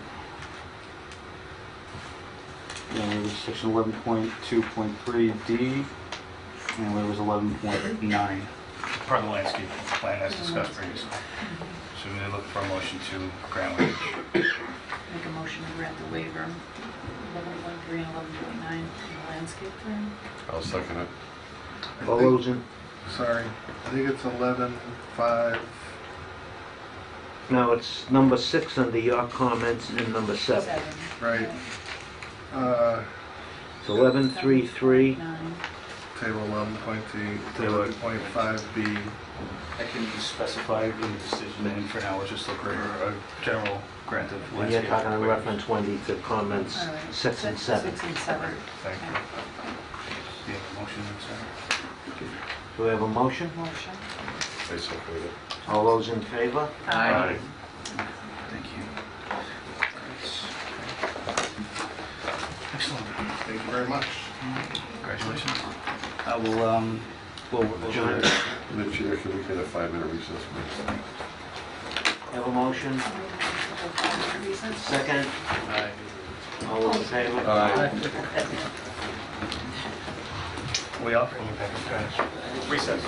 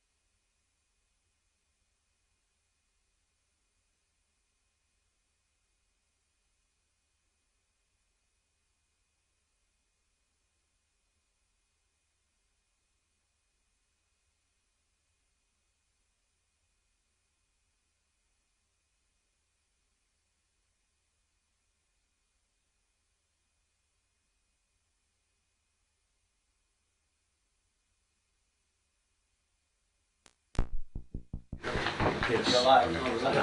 No. We didn't, no. Okay. The next public hearing is a 7:20 PM. Applicant is Impact Fitness requesting site plan approval under section 9.4.1 of the Auburn zoning bylaws for a proposed fitness center use within an existing facility on property located at 314 Washington Street. This hearing is continued from April 11th, 2017. Is the applicant present? Yes. Vito Colonna with Cornerstone Engineering, representing the applicant.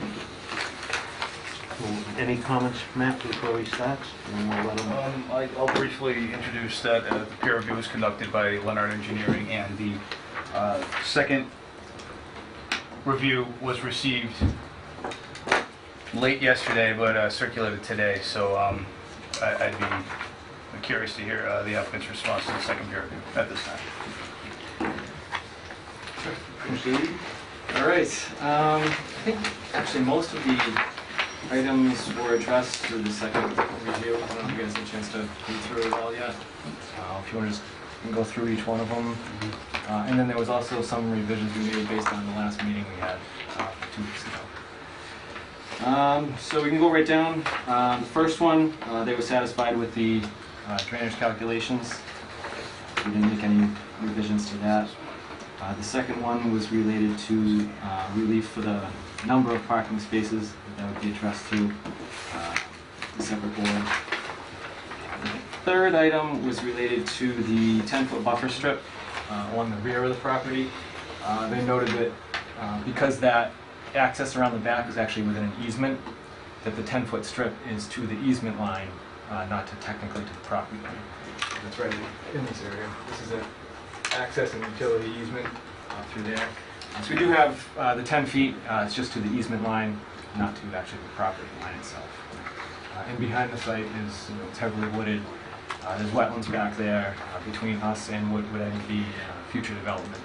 Is there a space, is there your property, wetlands, and then the dry land that goes over to the... Yeah, there's wetlands, all kind of goes through here and extends up, and then there was actually some up in here that conservation had noted. Because touching off Mill Street looks like it's mostly dry. Yeah, right off Mill Street it's dry, and I don't know if you've seen any of those concept plans that they had done. They have them up. If you look on their website for sale for the property, they have some concept plans, and everything is bunched up towards Mill Street. Possibly might have them in the folder if you haven't seen them. But if you go on their website, Google it, they have concept plans trying to market the site for sale. Everything's bunched to that side. Let's see. Number 4 was related to one of the landscape trees was actually in the site triangle. So the landscaper actually just removed the tree. If you moved it over, it would have conflicted with some of the lighting. And it was right up in this location right there. And it was within that 30-foot site triangle. It's required under the regulations. So we actually just took it off the plan to satisfy that. Number 4 was the detail for the construction entrance, and we provided that on one of the detail sheets, just a stone entrance with filter fabric under it to prevent tracking during construction. Number 6 was to ask for a detail of the stone trench that runs along the side of the building, and we provided that on the plan. It's essentially just fresh stone to the surface to help infiltrate surface runoff. It's kind of a low point right along the side of the building, very flat. So we have crushed stone to the surface with perforated pipe to collect any of the runoff in that area. The number 7 was related to the accessible parking. They noted that one of the spaces we had striped as van needed actually a van placard on the sign detail, so we added that. And the van hatching, the accessible space next to the space, it wasn't 8 feet throughout the entire area. It's this one up in here, so the access area was angled. So we did bump it all down just enough so there's 8 feet minimum through the whole required area. And we were satisfied with that response. Number 8 was adding a little additional details to the street sweeping notes.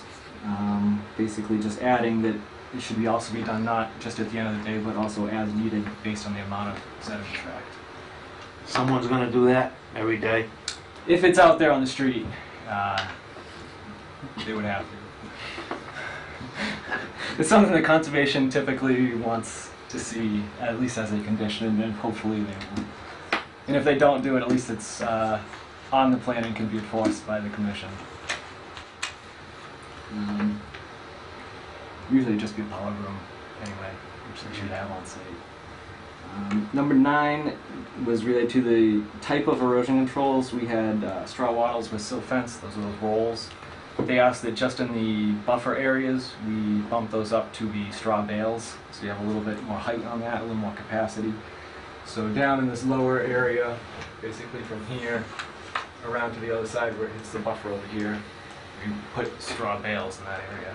There's a little bit of a slope in that area, it's a little steeper, so it made sense to have it down. Number 10, they asked that we provide the pipe materials on the plan view. We had them in a table. Sometimes it's nice to have it on the plan view too, so we added those labels. Number 11 was, there's a temporary sediment basin during construction.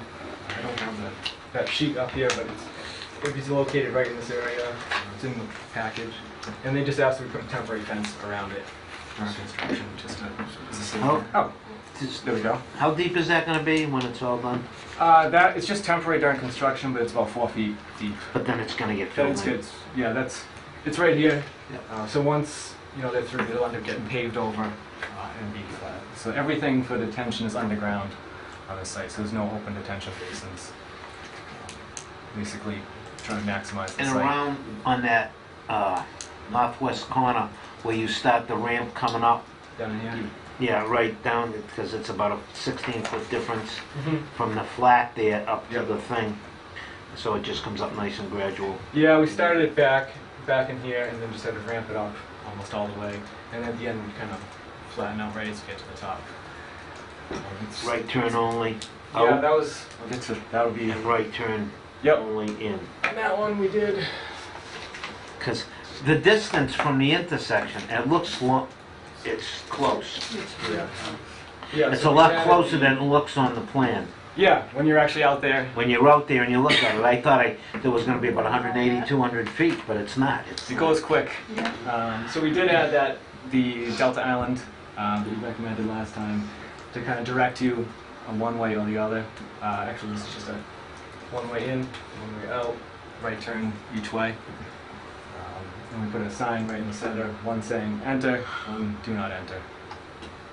So from one direction, coming from the intersection here, you can't pull a left in there and cross all the lanes.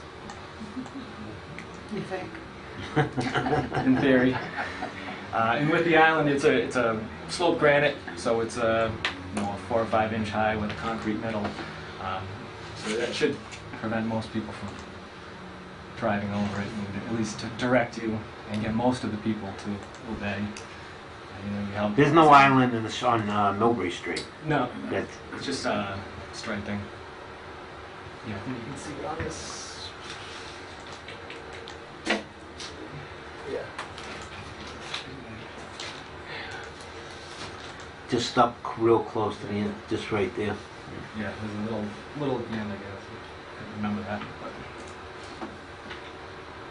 Oh yeah, it's been Can't get rid of that label that says Millbury Street so much as it's open us. You're saying that's an actual island? I can't recall if it's there. May I ask someone who works on Millbury Yeah, I Street? thought it was just straight, but. It's, yeah, I don't think it's an actual island, That's right? right. That's what I thought. Lewis School at cement and concrete area in the very beginning. The area was sort of treated. And then I think last time we talked about signing this one as a right turn out only, so we did have the signage on that one. And then out actually in the street too, there is a grooved pavement rumble strip already out In the there. center? Through the chair, I was looking for something more physical, an actual Delta Island to force vehicles to take a right so they wouldn't Yeah, be so you'd inclined have to it take a left out. similar, because you want to be able to still get in Yes, the other getting way, in is so- okay, so it'll be as a part, yeah. Yeah, You just so like a force it. one-sided. Yes, one-sided. Yeah. So we talked about that, so that way people wouldn't be inclined to take a left out. Yep. Go through the back entrance and use the traffic light to take a left. Yeah, it'll be something. And then the other, Something yes, it like, would look like that. Just a one. Yeah, if you wanted to show the members, so that so it would be physically you wouldn't be able to take a left out. Yep. I think I used the example similar to the other mall on the side by Arby's that where you're forced to take a right out. And if you really want to take a left, you can. But yeah, so only one side would be the direction, it wouldn't be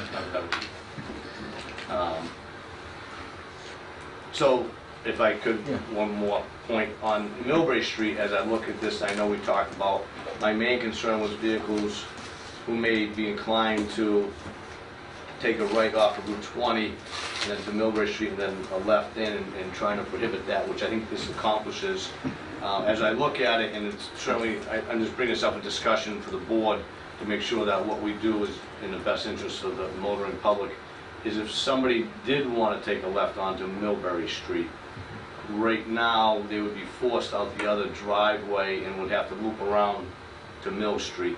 So,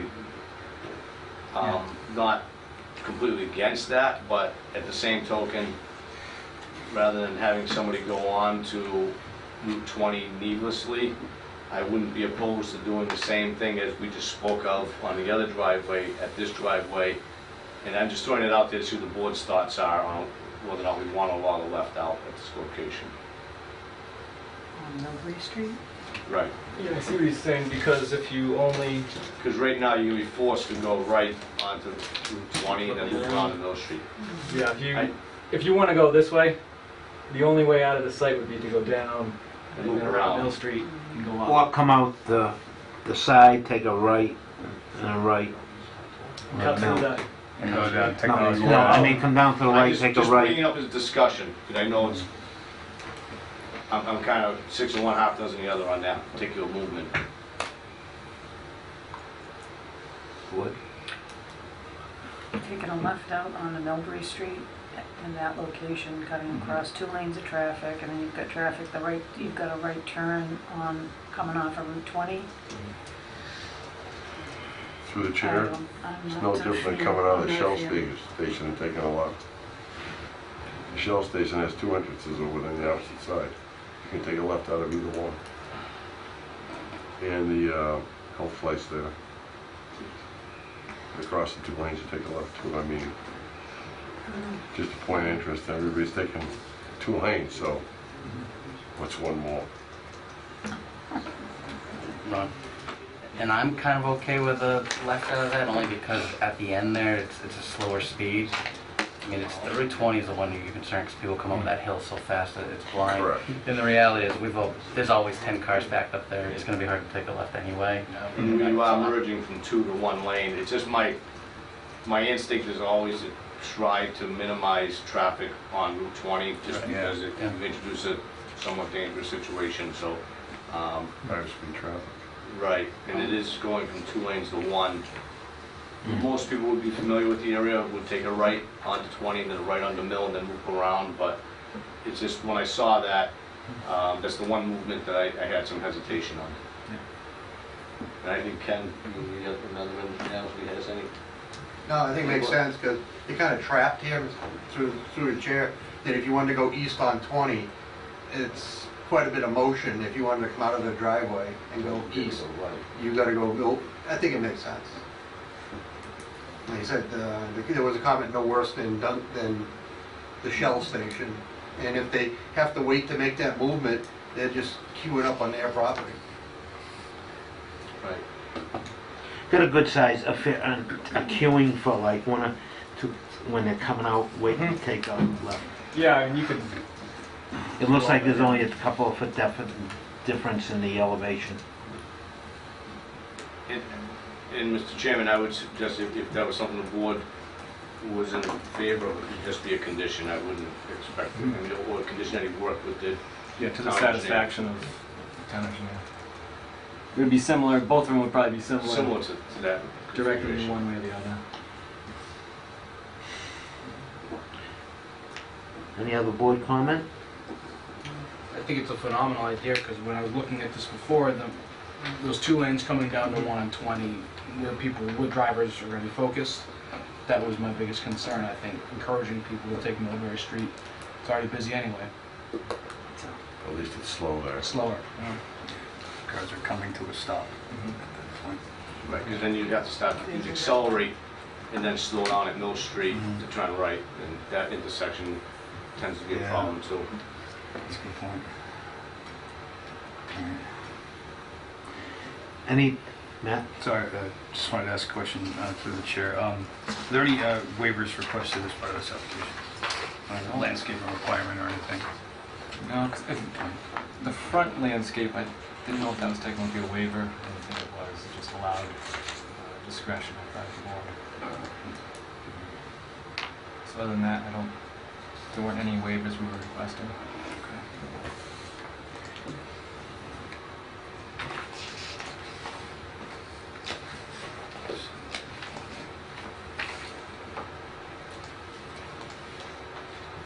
And just furthermore through the chair, I think I echo the sentiments that's been discussed already. The biggest concerns with this project coming in were how will traffic circulate throughout and exiting and entering the site. And you're not proposing modifications to the existing footprint, I believe, right? That's not the case.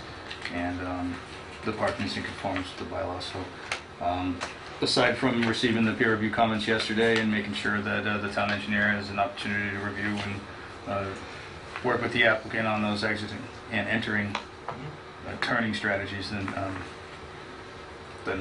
that's, I feel it meets the requirements also.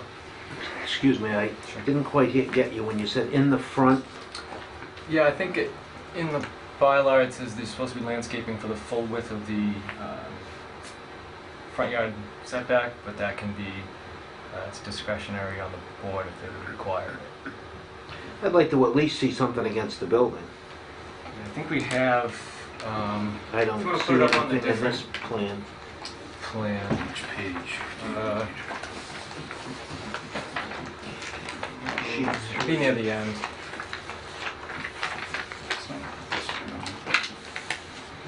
L1, I guess.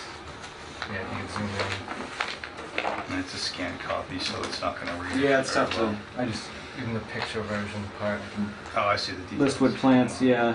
So we had foundation plantings, TD, he's got yews, to be trimmed to maintain as a hedge along the front, between the sidewalk and the road. So with the building, the sidewalk, then a hedgerow.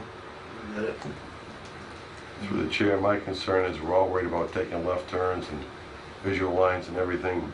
My vote would be not to save the trees that are even there on the left side of that right and coming out to take a right onto Washington Street. Is take them all down and get rid of the new ones there because it's cutting down your sight line.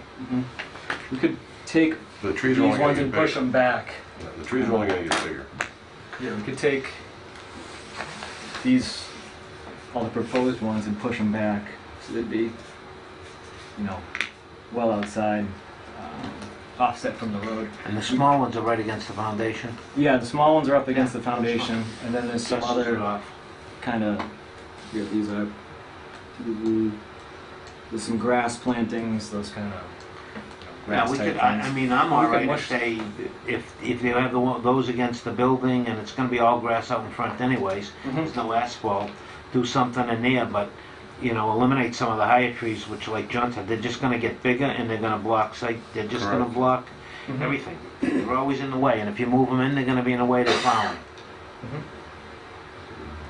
It's still pretty well wooded there. Yeah, all behind it, so.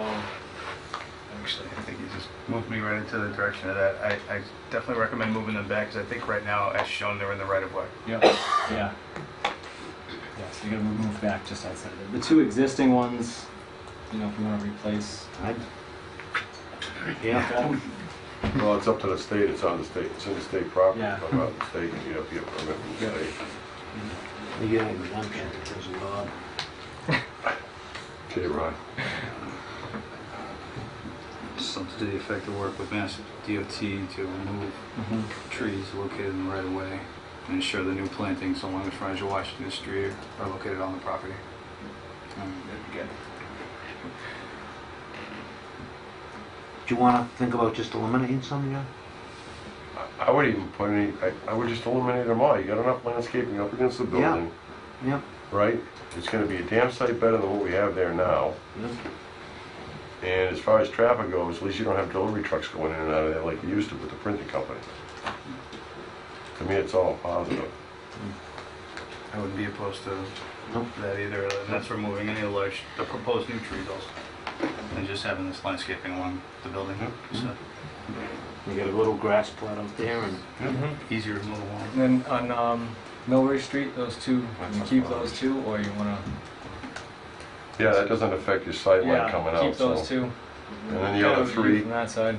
the other three on the Yep. left side of the driveway coming out on Washington Street, you can leave those two, but moving inside the property.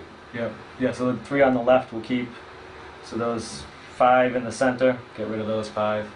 Yep. Okay. Everybody okay with that?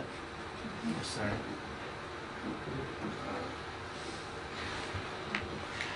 Any further public comment?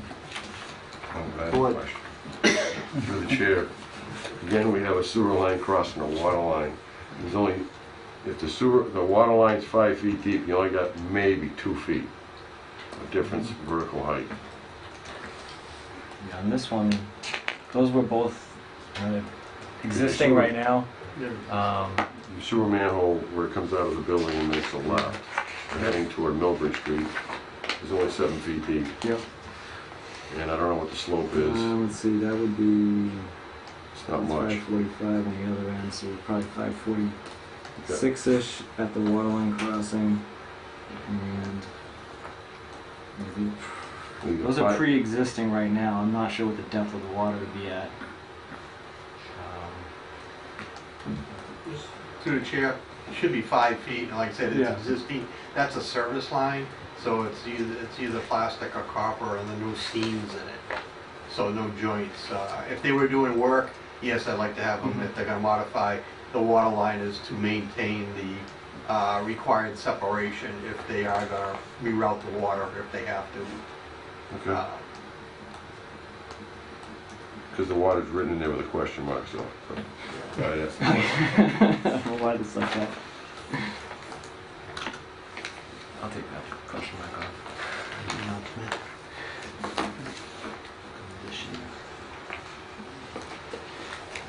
No further public comment, no any further board comment? Oh, sorry, I have one other question. Security approvals through conservation? Yes. That's already taken. That one was closed at the last. Thank you. Do you have a motion to close the public hearing? Motion to close it? I'll second it. All those in favor? Aye. We have a motion for approval or non-approval? I'll make the motion to approve. One second.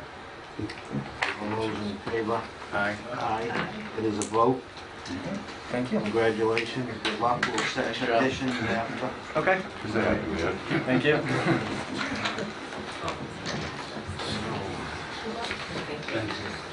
So, since we just did that one, we'll keep with that one, we'll move backwards. Since this was fresh in mind, we do Yep. conditions for this Some one now. conditions. Alright, so what I wrote down so far for conditions were, well, I'll pass out the standards, hold on.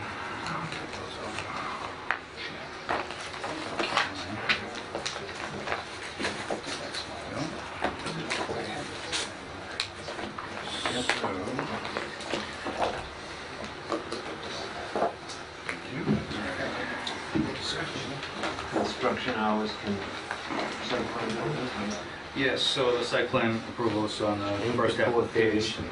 Yeah, construction hours, are standard 8 AM to 4:30 Monday through Friday, Saturday 8 AM to noon, no work Sundays or holidays. we made it a different on that other one. Yeah, and Because of school buses. Yeah. right. Abide by all approvals, conditions, state agencies, town boards, departments. Develop in accordance with the plan. We didn't talk about site lighting. Site lighting, they did show photometric, but we're not talking about any immediate residential abutters, so. Submit the as-built Everything except 6. And everything, yeah, 6 being the Asian one, would be the quarantine zone. The additional conditions that were Thank you, discussed. thank you for your attendance. Thank you, Mrs. Coyle. Thank you very much, everyone.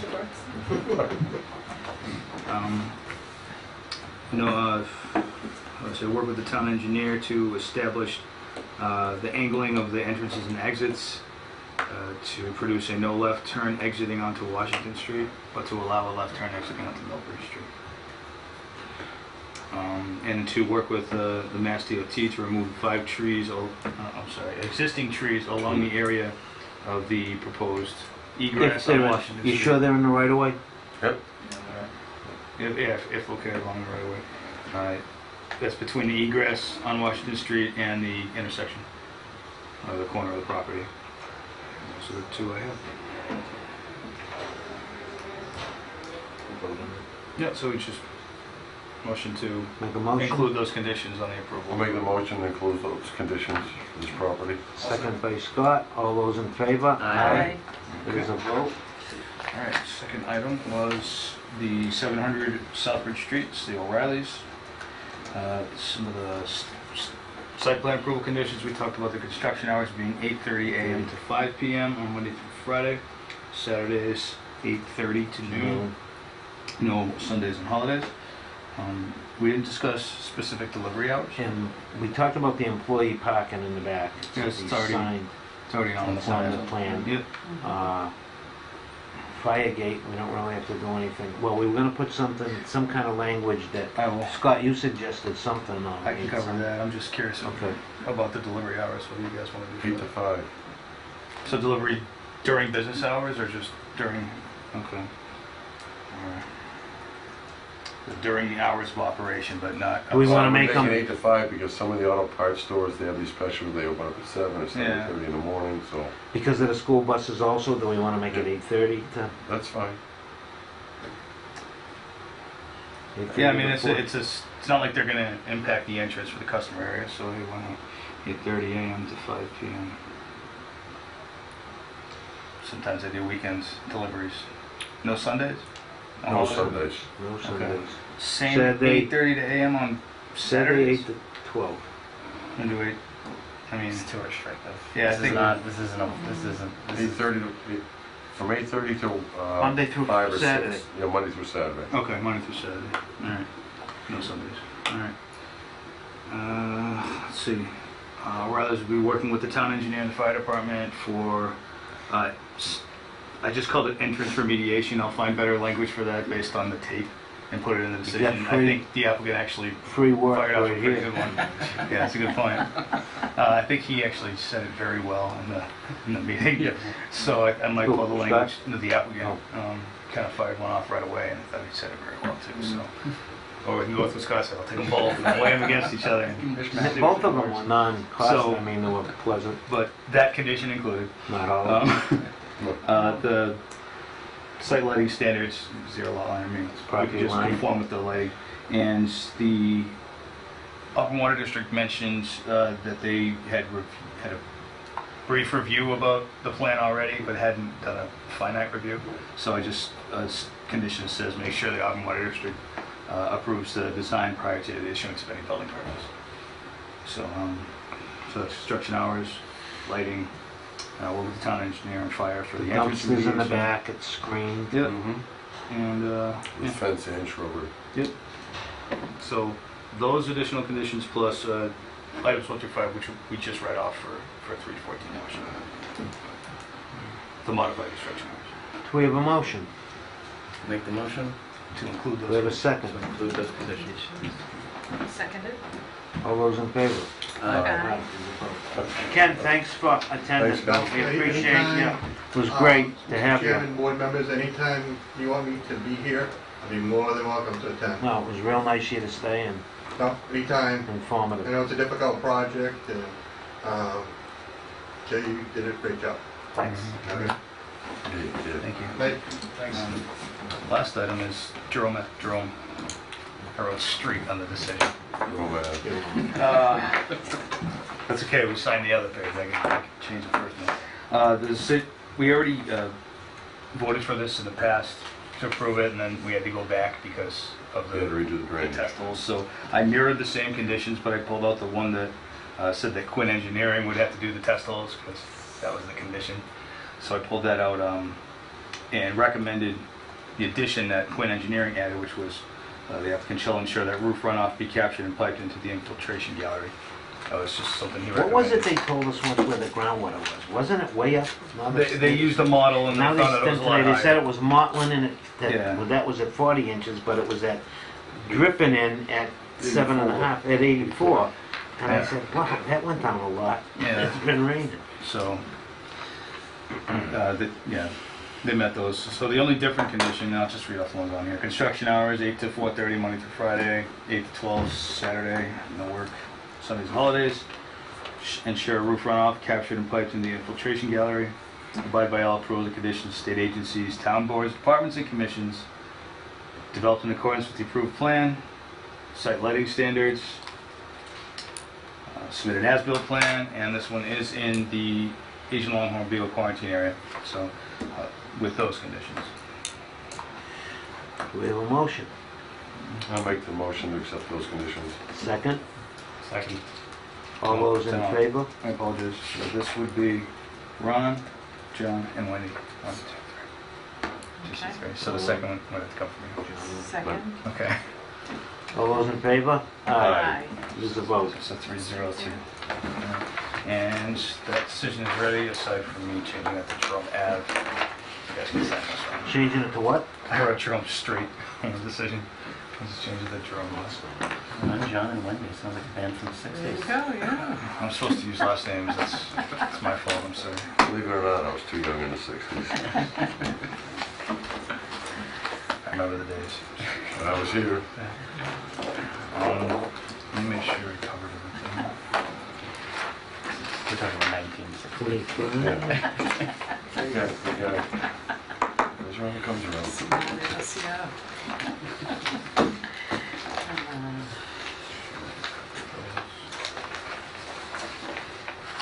Am I starting? Ron, John, Wendy. And we send the decision, we take thank you. Take your alignments. So the May 9th Yes. hearing, I'm going to be traveling. Okay. All right. We went to Alaska again. Thank you.